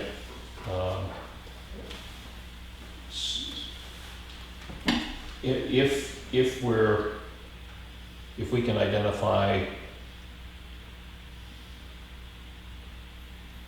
several significant chunks there that can bring it in line, then I think that's where we want to go.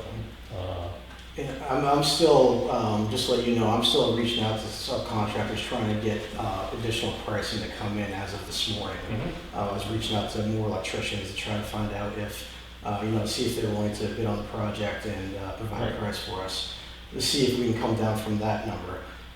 Also reaching out to multiple framers to see if that number can come down. I'm doing everything I can to, make this price go down. And so far, I think we have reached out to over 100 and, I want to say it was like 105 contractors altogether. And this package is all the bids that we've received so far. So we're definitely trying that. So that's your piece. Okay. And that's, but as we broaden the thought process out, I mean, part of it is getting more pricing and hopefully more favorable pricing to deal with. But beyond that, some other pieces, I don't know, that are potentially available. I think part of it's gonna be not all the prices, but some of the prices are gonna start to come back down again as things start to level out. And my personal feeling is it's never gonna go back to what it was, but it's gonna become more competitive as the industry slows down. And as to when that's gonna make the impact necessary is really hard to say. I think, and the other issue is how long does the town want to wait to get started? Whatever's necessary, or is there a limit? Because I think one of the things that we may have to end up do is get the best numbers that we can, and then sit down with Cobb Hill's subs and our design team and figure out, because some of the comments coming back from the subs are, oh, this emergency lighting spec is way over the top, and some other elements like that. And I think if we can find somebody that we know we're going to move forward with, we can sit down and refine the spec and see if their comments are valid, or if there is alternatives that they can come up with to get the numbers down. But it's going to be a combination of all of those, I think, and we kind of need a time frame. What's the limit? Do we The anticipate? time frame is just whatever it takes to get to the number that we've got. We don't have any additional cash. Right. It's not like we can open a different checkbook Right. and another check. We're Right. only authorized to spend $1.7 million. Right. So I would venture to say, if it's not by, say, September 15th and we have an agreement, then it's off for this year, because you're going to go into a whole bunch of additional expenses going through the winter. You may as well stand back and start out with a new pricing round in January and see if you can get ready for a spring start with new pricing. But I would suggest we don't go too deep into this year with trying to make some modifications, because we're just going to be spinning our wheels. Well, as one selectman, I'm not really interested in dramatically modifying the plan, as I mentioned before. We have authorization to build this police station. I think you need to keep up the effort till the fall to see if we can put the deal together. If we can't, then we'll just, I appreciate Bill's feeling that he wants to get the deal done, but Well, we need to go for the reason. but what we don't want to do is get into the project and then get to the point where we're out of money and we're not finishing the project. That doesn't do anybody Right. Certainly doesn't do the town any good. There's also the complication of the USDA grant, that they're gonna wanna see something more definitive. We're fine if it takes us 5 years, we just have to let them know. Understood, right. Yeah. It's not a question of whether we lose it or not, it's just before you can even sign GMP with Cog Hill, they need to see a more definitive package Right. where there's been, at least for the majority of subs, there's a 3 or more bids. Right now, you're lucky to get 1 bid on some of them, right? So I think in that, there's certainly, within the USD guidelines, there is special circumstances where you don't need to provide a minimum of 3 bids for, but at the moment, I think the percentage of divisions that don't have that number of bids is probably going to be problematic for them. So, I don't know, I think until we can cover more divisions with competitive bids, I'm not sure it really is going to, and you can't afford to lose the, We can't lose that grant. can't lose that grant. Right. So, that's another kind of sticky wicket that we need to work around, and certainly in the next, my gut feeling, in the next month or 2, you're not gonna see a whole heck of a lot of a difference between people willing to bid, because they're still busy.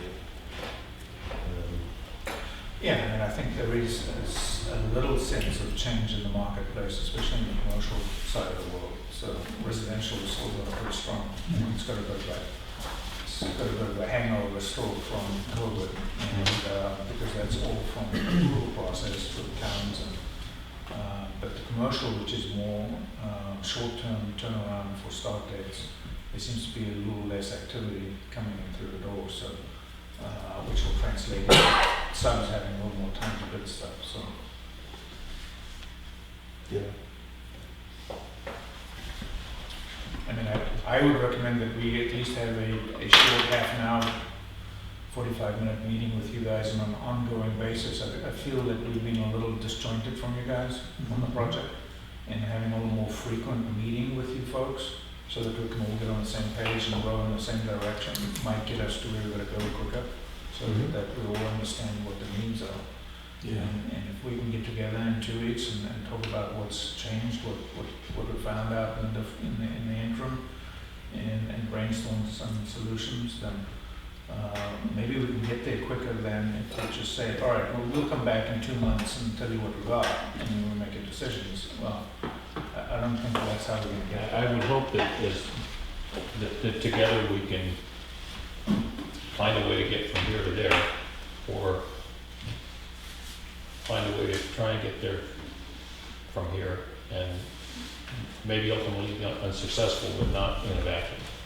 Right, I mean, I think that's, and we want to be in a position where whatever the engineering team has put forth, that's what we've priced. You guys may have a different opinion at the end of the day, and it may be different than what their recommendation is, but it's the difference between you making it happen or not, based on what you're prepared to live with, realizing what that risk is. So, I think, not to knock them, I think they've done a great job and given us a great solution, but it may or may not be the be-all and end-all of what you guys are prepared to live with and what risks you're prepared to take. And you might be able to get a little closer with being part of the decision-making process. Well, and the third leg in all this is the federal government, because you mentioned something with respect to specs on light, okay? So, and I'm not suggesting this there, but I know there are certain things that we had to include and build into this layout and the design that are requirements that RDA has to Pretty well set in stone, eh? to bring their money to the table. Well, certainly the USDA requirements on the ADA, that's a given. There's no flexibility on that. The standard IBC code requirements for emergency lighting, slightly different for police stations, but it's not significantly different from commercial buildings. Is that the 24-volt lighting that was in the specs? Is that the emergency lighting, or? I have to go back and look at it. I was wondering what that was, so Most likely. that's what I figured. Um, So it's- But getting feedback from if the bidders are feeling that they're supposed to know the code as well, so if they feel things are over the top, certainly would like to hear that and get a response back from our electrical engineer. And kind of do that through everything, if there's any other elements. The thing is, I'm not sure how much the bidders are gonna offer if they don't know they've got a job, so. They're all, because they're so busy, nobody's interested in doing this back and forth unless they know they've got work. So that's gonna be a little bit like pulling teeth. Well, I mean, you've selected bidders that you prefer. And, I mean, no skin off anybody's back to say, you're our preferred bidder, we want you to get the job, but we need to work this deal out. I mean, I'm looking at $19,000 for CCTV. Do we need that much CCTV? I don't know. I mean, are these motion sensitive cameras, or you've got a terabyte of friggin' storage? Do we need to film the place 24/7, 365? Or do you need a different kind of setup that would accomplish the goal that you're after without spending $19,000 doing it? I'm just picking one line item. No, I hadn't had a chance to go through that particular thing. I did have some other, man, it was Bill, I stopped because Bill said we're getting into the weeds, but I had some other concerns. I do want you to, I don't want to cut off the questions and feedback that you have, because you've gone through this thing. piece Well, I haven't by gone piece. through everything like that. I didn't look at everything on the CCTV. And, well, the one question I did have is, I mean, there's mention, well, a kind of fundamental thing is, I printed off everything that was in the things, and there's this Vermont Engineering Services, but it was December of 19, and was that wasn't used for these bids, right? The, Was there an updated one done by Vermont? Is that the basis of design? Yeah, The electrical. Yeah, the basis of design has evolved. I know that. That was what was provided early on for what the design would be. right, but that wasn't for the bids. No. Okay. What's on the plan is. Okay, so, but I had other concerns, there's a bed bid in the holding cell, and I just wanted a bench. I mean, again, it's not gonna make the 200,000, but. But I think it goes to the exercise that you mentioned, which is, okay, how can we work this deal the way it stands, and how can we present it to our bidders so that they can give us an alternative pricing that might work better for us? And it's things like a bed, it's things like maybe a different CCTV issue, or it's, Yeah, at the end of the day, you're still getting the same service, and the building still looks the same. It's just that you made some modifications on these certain things that you find some flexibility in. I guess I feel like.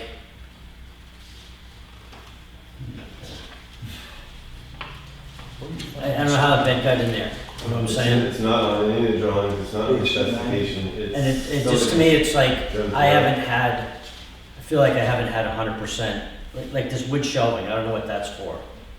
inside the closets. Inside the closets, okay. I was worried that it back to the evidence room, because I was asked about for the evidence room, and I said, we cannot have that there because of biohazard. yeah. But I mean, it's the kind of stuff I feel like you guys have been working on it, but COVID, everything, we haven't been talking. Yeah, I think a couple more meetings is certainly. A few other things that, you know, anyway. Yeah. Because the sheet that you just handed out comes up with pretty much, it's exactly the same total. But it's updated as of 6/17. I think at this point, the track has been to get as close as we can to the number that the town has to work with. And then we would to Colville would select those bidders that did that, and then we would vet everything to make sure that they haven't included, because a lot of this has been rushed. You're mentioning things that aren't in the documents anywhere, so why they show up in a bid is someone's oversight, or they're pricing something that they did before on another project and assume it would be here as well. But to get into that vetting process of each of the selected bidders with a fine-tooth comb, if we're $300,000 off, It's not gonna make the difference, I get it's that. not gonna make it, Yeah, you don't get the big items. So does it make sense that we sit down in 2 weeks? I think so. 2 weeks from today is July 2nd. It's not a problem for me, it's the beginning of a holiday weekend. I don't wanna drag people, huh? Today's a holiday. Well, the federal holiday, Right. yeah, that's right.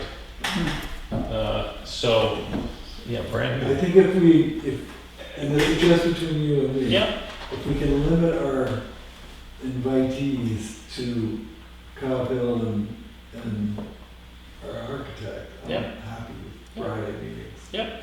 But if Yep. we have these Friday meetings where the whole panoply of no, well, participants. keep in mind, today was, we moved to regular meeting, okay? But what I'm suggesting is a work session where this group sits down. You mentioned 2 weeks. 2 weeks from today is Friday the 2nd. If that works for you guys, then I would suggest that we gather again in 2 weeks. And, It you know. gives us the ability to go back to some of the vendors and see what sort of feedback and what big picture items we can bring to the table and see if this is a viable option. yeah, If that meeting goes much past 1 o'clock, I'm gonna have trouble, because I have to go to Concord to get a driver's license at 2:20. Yeah, 'cause Okay. I've only been here 2 hours this morning. Yeah, yeah, no, It seems like- Hold it, I'm not done yet. yeah. Now, we have been meeting with this group for less than an hour, okay? So if we take a Friday and we're just with this group Yep. and there's some more getting into the weeds, maybe we can just spread everything on the table. We're gonna meet over at the town office in a regular meeting room, so we're all around one table. I think that'll, And it's, I mean, even areas like the general site work, there's guys out there, I'm sure, that are gonna maybe open up the idea of bidding. I mean, I don't think you've got anybody other than Brooks to well, put in a real. I know a guy in town that would do a bang-up job, but he doesn't bid on jobs. Right. Huh? Well, all I'm saying is, Costs what it costs. well, I mean, he'll give you, this is how much it's gonna cost, but he doesn't bid. You know what I'm talking about. And he does great work, but he just doesn't work that way. So, you know, and, Well, I know a great concrete guy, there's only 2 of them on the crew, they could back this job up in yeah, a few days, but there's not enough people for this guy to. Yeah, decide. yeah. right, right. Well, no, Well, we're gonna meet that 26-week schedule, you know. Pardon me? I said we have to meet that 26-week schedule. yeah, Yeah, I'll talk to him. yeah. There All was right. something, I don't have the schedule in front of us, wasn't there something going on July 2nd with you guys or with the USDA? There's something about July 2nd. Maybe it was moved off to July I 18th. think it was, yeah, I think it might have been. Moved out to the 18. 18th, Yeah, okay. because they, I just remember first the 2nd came up and then the holiday thing came up. So it might have got moved to the 18th. 18th is what I remember as a Okay. date with. That's why I thought we had a meeting with them today, then you said, no, it's only with, that's it. So 18th was stuck in my mind. It's only our team that meets today. Yeah. So, And- yeah. And a good thing, because if we had one scheduled with them today, they would have had to push it off because of the holiday. Yeah. They're all closed. So 2 weeks from today, we're gonna have another meeting. We also have an update or some sort of sheet document on Are we doing 9 AM? Yeah. soft costs Town hall? Or town? and a new update on this. So we got both of the figures, so it's not a guessing game. the only soft cost figures that will change are our numbers are held. We gave you a contract 2 years ago, and like it or not, we're stuck with that number. The only soft cost that would potentially change is the FF&E, furniture, fittings, and equipment. We have a 50. I got one, and actually was contacted by somebody else too, so. It was Alright, so that gives you 2 weeks to come together on that number too. I'll get the, 51,000. I'll need to get you send them the plan so they can plug it in to do their magic. The floor plan, that they can, like you did for KI, you sent it to them so that they can put, their CAD stuff on it. I'll generate a document if I can get the information, that everything's on the same page. Creative. That would be helpful. A spreadsheet, I have a spreadsheet where we can do all the soft costs, FF&E, construction, and I don't know what other expenses you guys have, but maybe. And Creative I office. know you have Pavilion, that was in the like package. permitting fees, you don't have permitting fees. Office supplies and, Because you don't need to provide us for government. Alright, I mean, just clean it up as much as you can. Yeah. And we'll- So we don't have some water permitting we have to do? Stormwater? no, they actually reached out to. Stormwater, so park, I don't know. I don't know. Yeah, I imagine they. and does that include your septic system permitting fees? I don't know. Do we have fees like that? I don't know. Well, no, I just Design, understand that it's design running fee with for it. design Yeah, application. can they be more competitive if they know It should they're be part of the going design to be a service. bigger? Okay, so that's part of it, that's all taken care of somewhere else. Right, got it, And give you this information. yeah. Okay. Well, I'll pass it on to the chief actually. There's a company here that didn't get a bid, but they all, because they're doing accessories and stuff. But they also do, you could do FF&E, and there might be an opportunity to save on both if they have a bigger package. Yep. Yeah, is Certainly Middleton the town. only player in town for trusses? I don't know. Are they? No, there are other companies that do it, but they typically give us the best pricing because we use them pretty much in all projects. Well, I'm just trying to satisfy USDA as well. Yeah, we're gonna, Yeah. where we know we can get 3 bids, we should do that. Whether you know that 2 of them are gonna be pointless, we need to have 3 bids on it. There's somebody in Old Town over west of Hill that does trusses too. I don't remember, just on a, Well, all the lumberyards will provide us pricing for trusses, they don't necessarily, Middleton makes their own, but all the other lumberyards buy them from like warehouses, and people out, there's a company in Maine that provides trusses. Well, I mean, there's gotta be at least one truckload of trusses in this deal, in this building, if not more. So it isn't as if we can't go more to the source. This is not complete US purchase product, right? I don't think so. I don't think so, I don't think we ever buy USA. I hope not. Buy USA? Because I was in mentioning a couple of the bids too, there'd be surcharges if they had to go. Well, check Buy with USA. USDA. Yeah. That would be the only That's what I was one. We don't saying. have a political. No, USDA is all about open bidding. They're So they're- equal and approved. You can't even spec a faucet handle or something. It's all has to be equal and approved. So I'm pretty sure they're not requiring anything. No Buy American Act. I'm pretty sure. Well, I don't want- Canadians I don't are want to- almost American. Right. Yeah, I was just gonna say, I don't wanna advocate it because they're crappy product, is the Canadian press is a lot cheaper, but they're crap. Sorry to use the language, but a lot of the lumberyards go to the Canadians to get the press press. So, interesting. and I'm up and down the highway all the time, and they're coming out of Canada with Canadian license plate numbers on it, so I know they're coming from Canada. But they're, I mean, it's a big country, it's not Canada, but the US, and I'm sure there's somebody out there that will love to sell us a lot of trusses. Yeah, I mean, I think we buy a lot of materials from Middleton, and they give us a pretty good deal, so we do a lot. I mean, our standard practice is to get 3 bids from everybody, and the other competitive lumberyards just, they give up unless we tell them, you are going to do this project. They don't even bid because they know that we get pricing from Middleton that beats them every time. So, All right. Repeat this horse. Yeah, I think we've gotten as far as we're gonna get today. I appreciate you we're guys. gonna bring coming. a couple more clubs in 2 weeks' time. Yeah. Thank you. Appreciate your time.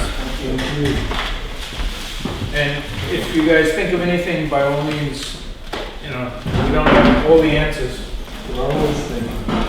If you guys can share your thoughts with us in the interim, then we'll run this stuff down. Even if you know the vendors that you speak to in the interim, let us know and Yep. we'll pursue them. So, all right, thank you. Thank you. Thank you. All right. The signature file. An appointment for Jeff Blackwood to the Agricultural Commission. I'll make a motion that we appoint Mr. Black. I'll second that motion. All in favor? Aye. Opposed?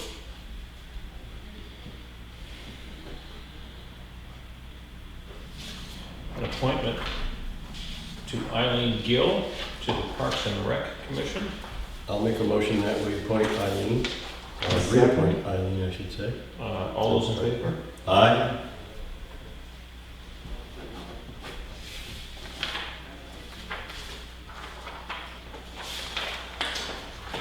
A right to burial for Carol Bentz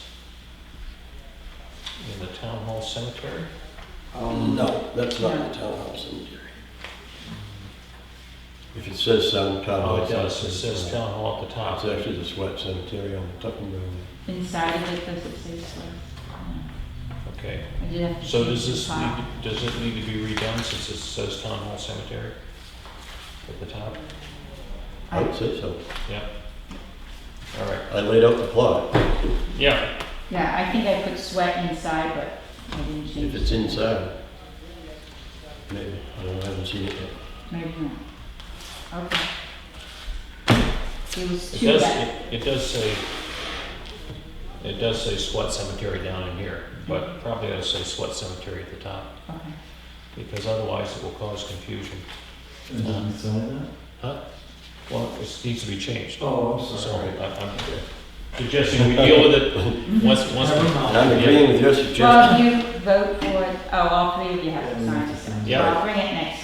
Yep. Well, all right, so here's what we can do is, we can approve it once it's changed, and then when we sign it, then we sign checks. That would be fine. All right? So Yes. I'll entertain a motion.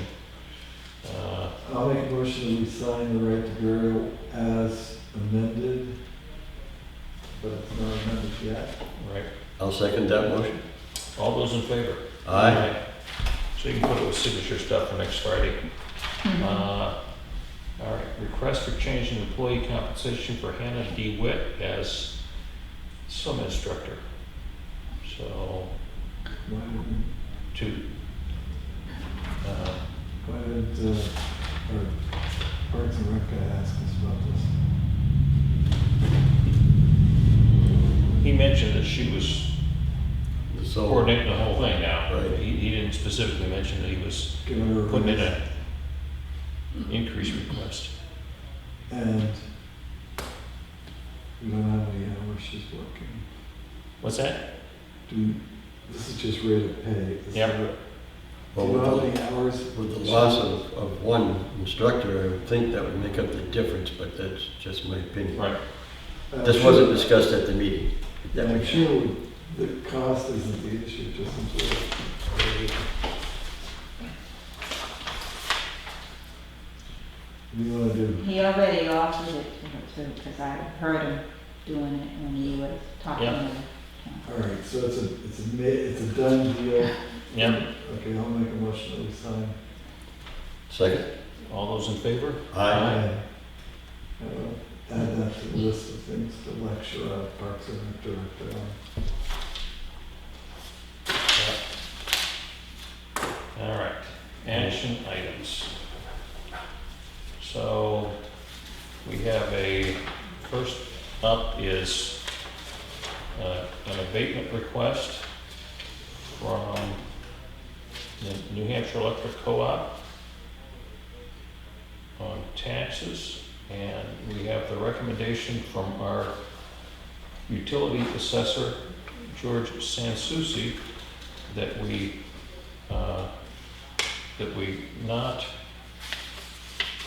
deny the abatement request because it doesn't follow the formula that was established in the settlement agreement.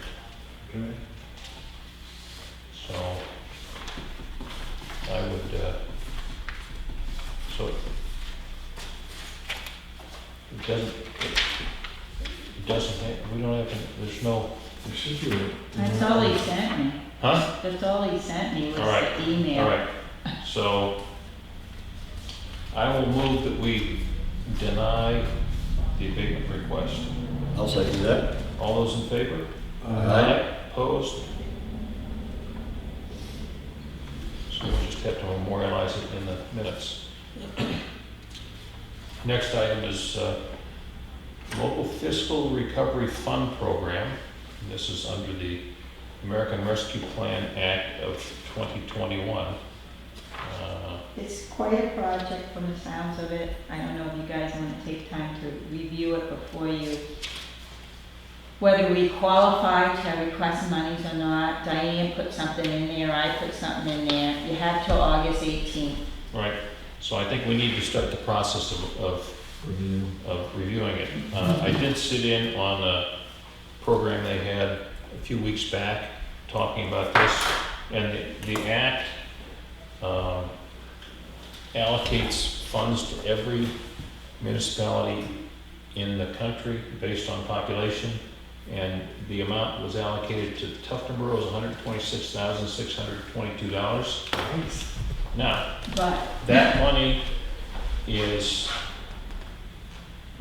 eligible to replace lost revenue. It's a reimbursement. To replace lost revenue because of the COVID. There are some other provisions in the act that supports specific types of projects, like Police station. no, well, not specifically, but it makes me wonder. Broadband is one of the things that's mom and apple pie as part of that. But this money that's here is here for 5 years, and it's direct from the federal government to the towns, but it's only to replace lost revenue. Well, because we don't collect revenue from things that we saw a decrease from, I'm not sure that it's, that. Well, I mean, it's good that it's there for 5 years. We may Right. find the Exactly, state estimate for rooms and meals drops by $100,000. right, Because of, yep, tourism dropping. right. But it's not reflected in the 2022. So, and so as we look at things going forward, it may be, of course, we know that the rooms and meals tax that the towns get is not directly tied to how much comes in, because it's part of the 2-year budget. Right. But as time goes on, it could change. So anyway, there's a possibility. Just an example. I was just using an example. Yep. All right. Move on to correspondence. Executive counselor schedule.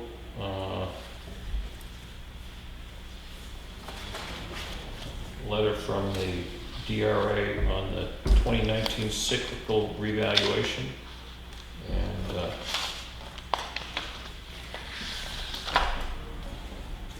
Pretty much tells us what we already know. Yep.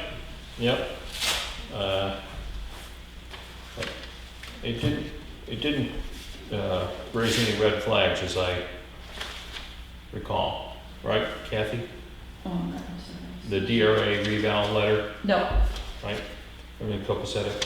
Couple of notice of decisions from the Board of Adjustment, report from the library, wetlands permit application, request from a resident on Butternut Lane to add a not a throughway sign She wants it where 109 meets, enters into Butternut Lane. She says that there's an issue with, People that drive in there, yeah. Really? So she's just requesting You know, we us have to put a sign there. the blind child sign, is that still up on Portugal Road? That child I don't recall seeing it lately. in the nursing home at this point. could be. I don't have any problem with putting a sign up on any of these neighborhoods that aren't through. Having read the letter, I understand her issue. I'm not sure that these people don't already know that this is not a throughway, and they take the advantage to check out their new motor or their new car on the way out on that straight stretch and see how fast it goes. So whether or not the sign would do any good, I don't know, but I think the cost involved is minimal in the effort, so Right. we should probably get a hold of the road agent and see if we could do that. Yeah. Thoughts?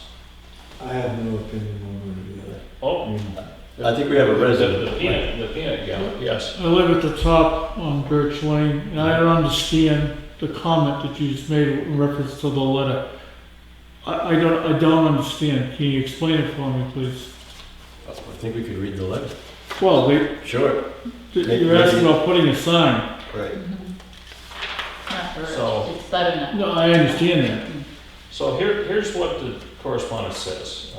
I'll read it in part. We have many cars that come up and turn around at the end of Birch Lane and speed out.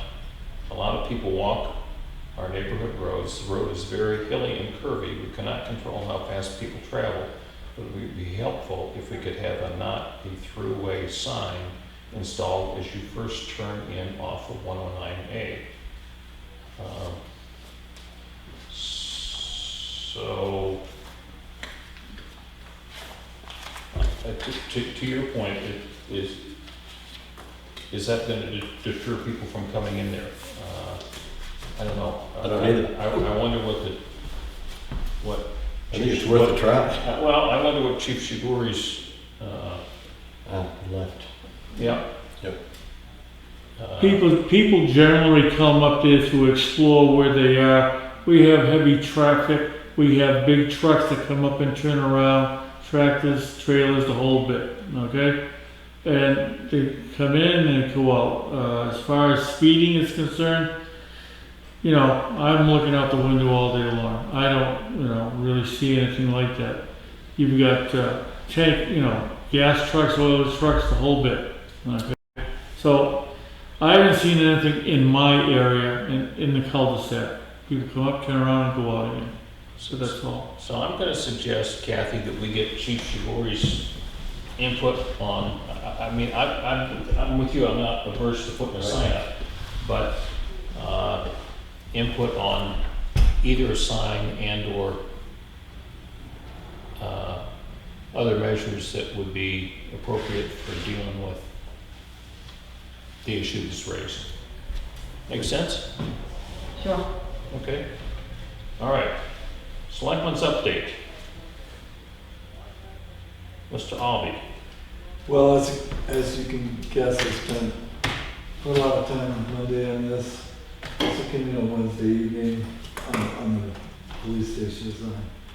Met with a local citizen who's absolutely a licensed plumber to go over things so that a little more technical expertise than I have. I also met with Chris Rule up at the transfer station because it dawned on me that if we're not going to do a scale, then we need to come up with some easier method to estimate loads. And the solution that I had come up with, which he's going to try out, is we measured the cubic feet in the dumpster, and then we took the last 14 dumpsters of C&D and averaged those out, divided it by the cubic feet, came up with 79 cents a cubic foot. That's what the cost is. That's a tipping fee? Right, that Yeah. includes everything. Right. So if you multiply a pickup truck, which is 8 feet by 4 feet by 2 feet, Yeah. and multiply that times 75 cents a square foot, that should be your, and it came out to $70, I think, when we did the pickup truck. That should be the cost for a pickup truck load. He's currently charging 50, so there's your 20% that he's losing. When it comes to the trailers full of stuff, and we did a hypothetical 20-foot high side trailer, it came out to, I think, $700 to do it. But that's our cost, that's just covered on any product on this deal. And if they feel that it's, if the contractor feels that it's too expensive, then they can drive it down to Turnkey and drop it off there. But the goal is to get 75 or 77 cents a cubic foot in revenue so that you and I aren't paying for some contractors' Right. C&D Right. disposal. So do you think we're ready to have a hearing on a change in the fees? I don't think we're gonna have a hearing on it. I think he's gonna try it. He's gonna come up with a Yeah.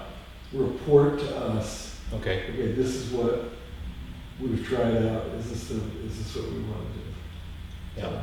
I don't know what our current schedule has on it for fees. And if we're gonna change them, I think if we're gonna change the fees, we have to have a hearing. You mean on like fees for washing machines and television and that kind of thing? And we have a schedule that he works from, that is published, I think, says, here's how much it costs you to get rid of this at the transfer station. I think that there's a specific thing associated with C&D, although I don't, and if there is, then we need to then we have to have a hearing before we change it. I'm aware that the know before you go pamphlet doesn't address C&D at all. Right. And it's always been, And I'm thinking, yeah, it's an eyeball estimate. It's what Right. we've been dealing with Right, for a right. long time. So I'll definitely check with. Anyway, and another thing, as I remember, is that we had, at least for a while, a restriction on the amount that somebody could bring in. In other words, contractors couldn't bring a big high-sided trailer in on the weekend because we run out of space Right. on weekends. There were certain days that we would allow them to bring large amounts, but you got two issues. One is you got the cost, the other one is you got the space. Because if you're out of places for stuff on Saturday afternoon, then the homeowner who wants to bring stuff on Sunday has an issue. has an issue. Right. All right. All right.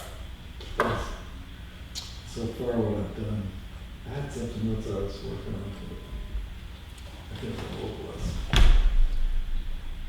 All right. Oh, I did, I'm sorry, yes, I didn't see it in our folders, but the Willand Road calculation, Yes, did you get a copy? I did. Okay. I don't know if Bill got it. I didn't. No. Where did I see that? I must have it.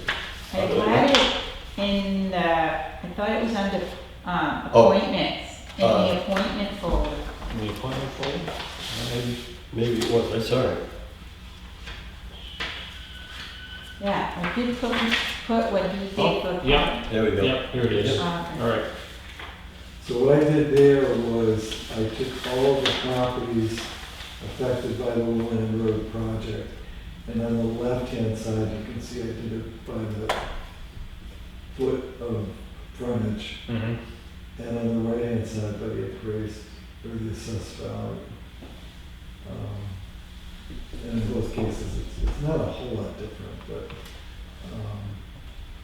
the reason I did the assessed value, although it's maybe a little more complicated, was that that's how we all pay our road taxes. Sure. To be consistent. One thing, we all saw a building permit for a house that's going to go on Willand Road for over $1 million. Yeah, Will they be subject to this betterment easement as well? yeah. But they haven't built the house. They haven't built the house yet. And When the time comes. the other part about doing it at assessed value, which is so that we're all eyes wide open, Mhm. is you have to do it annually, the calculation. Right. Mm-hmm. Because if it says values can change. Right. if you want, so the easiest way to do it is per foot, but it's maybe not the most equitable way to do it. And I notice you've done a 5-year and a 10-year. I did, just to give you some indication of what the impact would be. Yep. And Did you work? Bill is just looking at it, so I'm gonna Right. suggest that maybe the next time you meet, you vote. Yep. You know, just, I had a chance to check it out this morning. Yep. Yeah, you did your homework.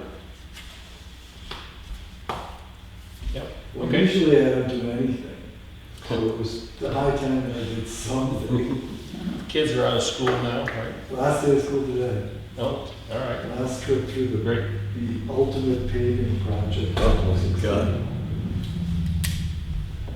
Now that, So that you- paving project never gonna end. No, it isn't, it's just at the end. Yeah. Would you want copies for everybody, or are you fine with just one being? With the one on here? this? No, I think that's fine. I'm fine. Okay. Yeah, yeah, This one's, yeah, yeah. it's accessible. You have any update? I met with Parks and Rec before I went to Europe. Dennis basically covered all the concerns that the selectmen had at that time, which I went over with him in some detail, Mm-hmm. and maybe a degree of firmness. That's all I have. Okay. The only thing that I can remember that I want to report on is at planning board last night. We did a site walk at the Ridgefield Corner subdivision, and this subdivision was approved in 1989. So we did an amendment to that approval last night that included a few items like specifying that monuments had to be set in the lots and kind of standard things. The developer's intent is that he will have the base coat of paving down on all roads before the snow flies this year. So Wow. he's cleaned the roads out. I mean, we drove in there last night, and I heard the equipment down there. yeah, and he's And the lot that's on the cul-de-sac that fronts a little bit on Ledge Hill Road, is there intention to put a driveway on Ledge Hill Road? So my recollection of what he said is that I believe is lot 6, and that's the one that will be accessed from Ledge Hill Road. The road that's on the plan, that gold thread or gold whatever cul-de-sac will not be developed. So it will be used to provide driveway access to one lot in there that isn't directly on the main road. But So they're not gonna build the Gold Thread no, Road, no, so these people don't get to drive through. right, right. I see it as kind of a troublesome place to have a driveway, but it's not my place to Yeah. vote, so, because the sight lines are so poor. Mhm. But And what about utilities? Are they gonna have the utilities all straightened out? so the preliminary work that they've done with respect to the underground utilities indicate that the vaults and the conduits appear to be in good shape. They'll know more as they clean all this stuff out and Yeah. run the pulling lines through the conduits and stuff. But some of the tops of the vaults were knocked off when it was logged a few years ago. But Did they change the layout at all, or is it all the same as it always was? no, and some of the lots are kind of funky. Yeah. But, and they were up front months ago about, at some point, they probably will want to make some adjustments, but felt that the way to move forward is, let's get the subdivision going, and if we have lots that we need to adjust, we'll come back to the planning board on those individual lots and get them adjusted. But I'll tell you, there's some nice views from up there, looking out toward the mountains. It's just, yep. So- Yeah, up on the Dame Road end of it, maybe not so much, but once you get into it, Yeah. there's some nice views out there. Yep. The more they clear, the more view there is. Exactly. So, I did see this morning, a drawing from, Tyler Phillips, that was a design concept that he's gonna give Rini for showing how we're gonna, rework the wharf. So, it sounds like that's moving along. If I have anything else, I don't remember what it is, so, I'm suffering from that. yeah. And Guy isn't quite old enough, but it'll come to him too. He's gonna say stuff. Oh, don't worry. All right, Already here. anything else? Oh, Joe, over here. I want to go back to the conversation with the transfer station, and I don't remember having, or you having a discussion, at least when Clay was here, about the scales. And at the time, I thought those were going to be forwarded to the capital improvement and pushed out for a while. Did you make some type of decision after listening to you that we're not going to go with a scale at the transfer station? We had quite a lot of discussions about the scales during Clay's tenure. Right. And I think it was before Guy came on the board, but our collective decision was, or thought was, that it's a lot of money and more risk than reward. And when you put all the costs of ownership into the deal as well, it just didn't make any sense. Well, it was $60,000 at the time when it was being discussed. Right. Okay, so that's why, I was just curious, that's all. When your ideas all fine and well, okay, you make more money, don't have to spend anymore. And the other thing, so I have another senior moment. You talked about lost revenue, that price of $126,000. You know, you talked about meals tax. Did the transfer station lose any money? Or would you consider the products bringing in to the transfer station revenue? Okay, and would that qualify in reference to using some of that money for lost revenue? Can you? So that's a good question, and that's something we can look at. But primary revenue that the town runs on is real estate taxes, vehicle taxes, and then, you know. So all those things are applied. Timber tax and Gravel tax and- land use change. No, I mean, there are a number of smaller revenue streams, but the two biggest ones that we have are real estate tax. That didn't change. Okay. And vehicle taxes. But And even though, I mean, in a lot of state situations, the states were taking all their money and putting it into respirators or whatever those things are. So we might have gotten a cut in our standard Receipt. highway money Yeah. that they ship our way, or, you know, the state block grant money. That, I don't remember any of that happening. no. Okay. So in jurisdictions that have income taxes and sales taxes, okay, some of those saw some pretty big Yeah. downshifts. But those aren't revenue streams that the town of Tuftonboro deals with. So, Okay, thank you. yeah. Anything else? I think we got a couple of non-public, at least one non-public to do here. Any other public session business? Have I missed anything, Kathy? No, All right. just reminding you guys that next Saturday, I put little notes on your thing. Yeah, It's That's the Saturday? next Saturday. the 26th afternoon is when we're gonna do the Boston Cane. Hopefully you'll be here. It got delayed, so I'm working on it. Good. Delivery got delayed.